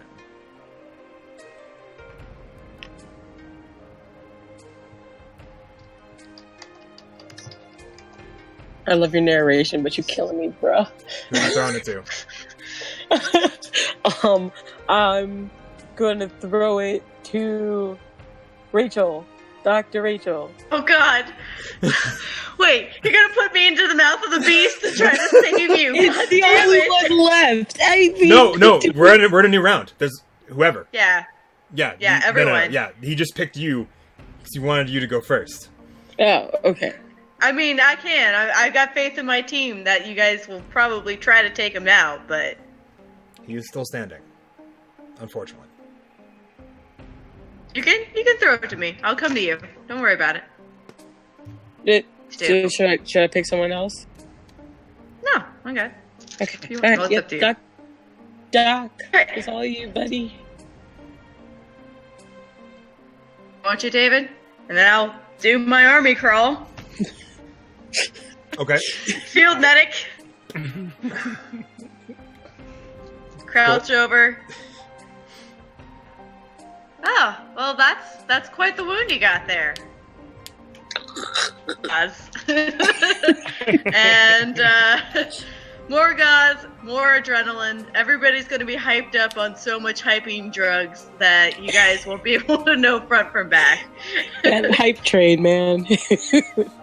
And I will spend another 3 points for you. You have 6. Okay. Who are you throwing it to? All right. Well, I think just narratively speaking, I would have thrown it to David. Tag him for me, won't you, David? Yeah. For sure. Accurate, David. And I have your back. He wants to walk up slowly, as slowly as possible. Put away the pistol. Walk by the assailant, the other one that he threw his knife in. Pull it out. Put it away. Pull out his baton. Extend it. And walk up to... Is the guy... She's just stabbed him in the throat, right? Yeah, he's kind of like up here. He's still like... He's standing, though. Yeah, he's standing. The shotgun is still pointed at Evie currently. Like, we're like the reason the other one is standing right now. We're just like deadlocked in anger. Yeah. And you have Rachel, like, pressed up against the side of the door, just like throwing gauze into the... trying to find places to wrap, and then just like wrapping a bandage around all of it. So... It's just so awkward. Bandages are flying everywhere. Pretty much. Like hyper TPing. Just Yeah, that's all I could imagine. Yeah, I just see I see like the remnants of bandages and like the clips, like butterfly clips, like Yeah. flying. Like, And empty syringes of adrenaline and everything. Okay. That is a t-shirt design right there. Just like a cloud of like bandages and butterfly clips and like empty And syringes med flying packs. out. And these syringes. Cyclone. Dr. Rachel in a med crawl in the middle of it. He has his weapon is down, or it's right at her head. It is currently just at her midsection right now, where he shot that last shot. And he's in the process of racking it back, trying to shoot another shot. And Rachel is right there Yeah. as the gun's like pointed. fixing. Trying to fix it. So yeah. But I do want to walk up while that's all occurring. I see it happening. put everything away, extend the baton, and look him dead in the eyes while he's doing, not looking at me, I know that. Yeah. And say, you are not my kind. Calculations say you will now talk. And I want to just strike him right across the arm and the side where he's holding the gun. Okay. To where I want to snap the arm and hit him in the side to where I can actually knock him down. Okay. Go ahead and roll me a weapons. Weapons, and I'm going to use 4. You use 4? Okay. Okay. Yep. And I rolled a 5. So a 9 with my baton. That will hit. It is not a critical. Okay. But the intent was to drop the weapon, snap the arm. If I go any further... Okay. You are definitely able to... you will definitely be able to snap the arm that is currently holding the trigger. But is it possible, like on this, because the whole idea of me saying this to him is to intimidate, to where now he's just got stabbed and I'm hitting him, I want to intimidate him. Is that something you do in the same time as a strike, or is that just social? You could make... Because that was the whole point. It was like, you're going to die right now if you don't stop. I'm following. But I'll roll for damage. Yeah, please do roll for damage. So yeah, like you want to move this from combat to investigation with. Right. Well, I want him to shut with up. Violence. I want him to shut up, stop pulling triggers, and realize he's going to die. His 3 friends just died. That's why I said you are kind. Calculations say you will now talk. Yes. And take the weapon out and go from there. And I did. And I got to roll for damage, right? Yes. Which I did. I just wanted to. I don't know why this is happening to me today, but I rolled for 6. I've never rolled that many 6s in my life. I think accumulatively, whatever the word is. Yeah, they're close. Yeah. As you hit him, I'm 2 beers in. as you hit him and you snap that arm, you're not.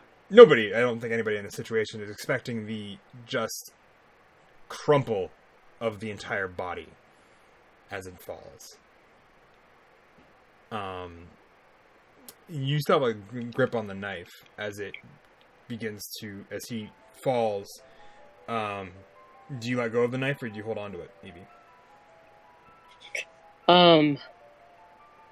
To be honest, realistically, I was probably death gripping the knife at this point. Then you kind of see as it digs deeper as you try to hold on to it as it falls, and before sliding out with this gruesome of... Yeah. And the body just drops. A quick notice from any of you who have the notice ability will say that he is still breathing, but it is not great. And it is probably not something that will last. We have a doctor. We are out of combat. He is going to grip David and finally just kind of let herself crumple. Restrain him before I revive him. I would appreciate that. She looks at you and calls you Tomas.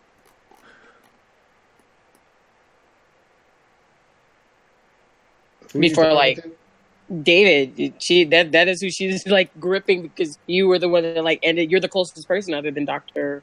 Rachel here. She's gonna call you Tomas and go unconscious though. All right. Cool. So, let's say we get these trucks and bodies inside this hangar, close the door, and get to work. That's good. Yeah. What do you want to do with these vehicles, Jack? I want to get them get all the vehicles into the hangar. Get them in. All right. Yeah. So I'll jump into one of the vehicles and drive it into the hangar. Gotcha. And should we call it there? We can. Before we call it, though. Oh. Dr. Rachel, I need you to make me a medic test. All right. I don't normally drop my points into this to raise the roll in this one. I normally just expend them to save people. This is not one that you expend to save somebody. This is not straight check. Yep, straight check. You can add points to medic if you want to. I want to. You don't want to? All right, I'll do one. I don't want to waste my points otherwise. You said you don't want to, so I'm gonna say I also don't want to. You don't want to. I'm just gonna say you said you don't want to. That is your gut reaction. You don't have time to rethink things in this scenario. He's doing this. I'm just waiting. There it is. There it is. 4. 4? It's a 4. Okay.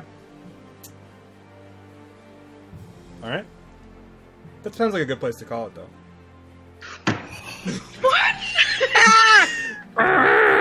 The rage! The pure unadulterated rage! Props. What did you just do? Very much so. I didn't do anything. You did something, potentially.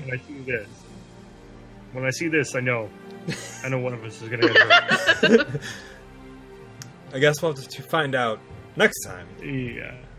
From Darkness with Love, whether or not Dr. Rachel is able to save her uncanny patient. Dun dun dun. Dun dun dun. All right, awesome, cool. Well, in closing, I just want to say one last thing to Evie as she, I don't know, he's confused about the Tomas thing. David is. Uh-huh. But as he hears it, a miscalculation. Your abilities to kill. You are my kind. Do not die on my watch. Oh my gosh. all right. And with that, we're gonna wrap up for the evening. Thank you all for watching. All you lovely... I love what you just did to Dr. Ray. Oh yeah, I know. You guys are like, it sounds like a good place to stop it. I'm like, no, I need this cliffhanger. Hold on, I need to get a cliffhanger. 2 weeks to sweat. Uh-huh. Sweat it out. Yep. That is so good. I thought I was done. I was like, oh, I'm out of combat. Peace. That's how I felt. I was like, peace out. Like, all I right. just got shot. I'm out. Okay, as we're closing though, I do want to make sure this is on the meta part, because I want to thank some people for following and hanging out with us. And also, and I throw out a thank you once again to Pelgrane Press and all them. Oh my God! Absolutely. So many things, so many cool things. I know that we've got some active watchers and lurkers. I'm a lurker by trade. That's just who I am as a human being. When it comes to Twitch, I lurk. I watch a lot of videos and never chat, which that's just my style. And I love lurking. So watch, enjoy. But we did have 4 new followers tonight. So we just want to make sure and give them a shout out. Dearly Wicked. Now, Battlescar Bunny? Or Battles Car Bunny. Yeah. I was like, Battles Car Bunny sounds kind of more interesting. I didn't know where to put the space. So is it Battle Scar Bunny or is it Battle Car Bunny? And then there's No Mask followed. Oh no. And the Computer King. I was like, that was probably who was hacking you earlier, Jad. Must have been. Computer messing up my. Because right now it's working flawless. Yeah. Yeah. It's like all you had to do is follow the Computer King. And we're All right. So no, I just want to say thank you. So sorry. No, you're good. All you. Thank you all for watching. Thank you, Pelgrane Press, for all of the sweet stuff you've given all of our beautiful watchers, and the giveaway, the book. Yes, the book. Want to go around real quick, plug who we are, what we do, real quick. We'll just start to my stage right. Wade, who are you? I'm what do you Wade do? Rocket. You can find me on Twitter at Wade Rocket. Awesome. going down around clockwise, that puts you to Annie. Hi. You can find me on Twitter at AnnieDisaster09. Awesome. Will? Yep, Will Esgro. You can find me on Twitter at HappyFunTimeBGS. Awesome. Jess? It is me, Honey Buns, and that's where you can find me at Twitter.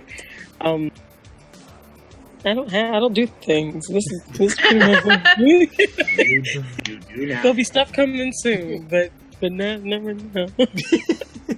Yeah. Scooter, you want to plug yourself a little bit? Of just me. So, Scooter, my personal account, I don't even use.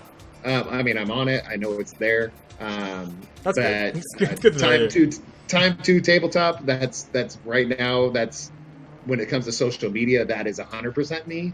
But there's a lot of other people behind the scene of what goes on here, including the collaboration with Happy Fun Time Live, Finicini, Annie, Pelgrane Press, and we working with Wade and with now Jazz, and it's just like there's a lot more people involved in this than just Time to Tabletop. So yep, follow all these people. If you're watching this, follow all these people. They're doing such amazing things that I'm a fan of. I'm a fan of every single person, what they're doing right now. So there we go. That's me. And I lurk. Oh, I follow you on social media and I lurk. Awesome. I've been your director this evening. I'm Finicini. I'm all over the internet. You can find best place to find me is probably Twitter. I'll probably be retweeting everything else I'm doing there, so I will do that. And I will let you all go. I won't bore you all with the ridiculous lineup of life stuff I'm doing. I'll throw two last things in real quick if you don't mind. Yeah, go for it, man. Go for it. Make sure you guys catch Geek Spiel as well if you're watching this. We do a lot of board game interviews, designers. I run those interviews every Monday. And we're also doing a lot of gameplay with board games via digital, so Tabletop Sim and Tabletopia. And then make sure you check out Smunchy Games. We're nearing the release of Paths, World of Adia, tabletop RPG. And Fen and Annie are also involved in the project. But one thing we're hoping to bring to the community is something. This is the ledge that we're going on right now. We're going to have solo play available for this tabletop RPG via a mechanic that we've developed. So please check us out, and hope to see you guys then. Yeah, I'm pumped. There's so many things, and keep tuning into all these channels because you're going to see us cross paths on different formats. Yes, different show formats and so just stay tuned. Follow all of these fine folks. I'll just do the Scooter right now. Let's keep this conversation going. Let's keep this conversation going. Let's keep this conversation going. That is kind of my shtick. Because I don't know how to shut up. So. All right. With that, we bid you all farewell. Thank you for watching. We will catch you all in 2 weeks for another exciting episode of From Darkness with Love. Peace. Bye.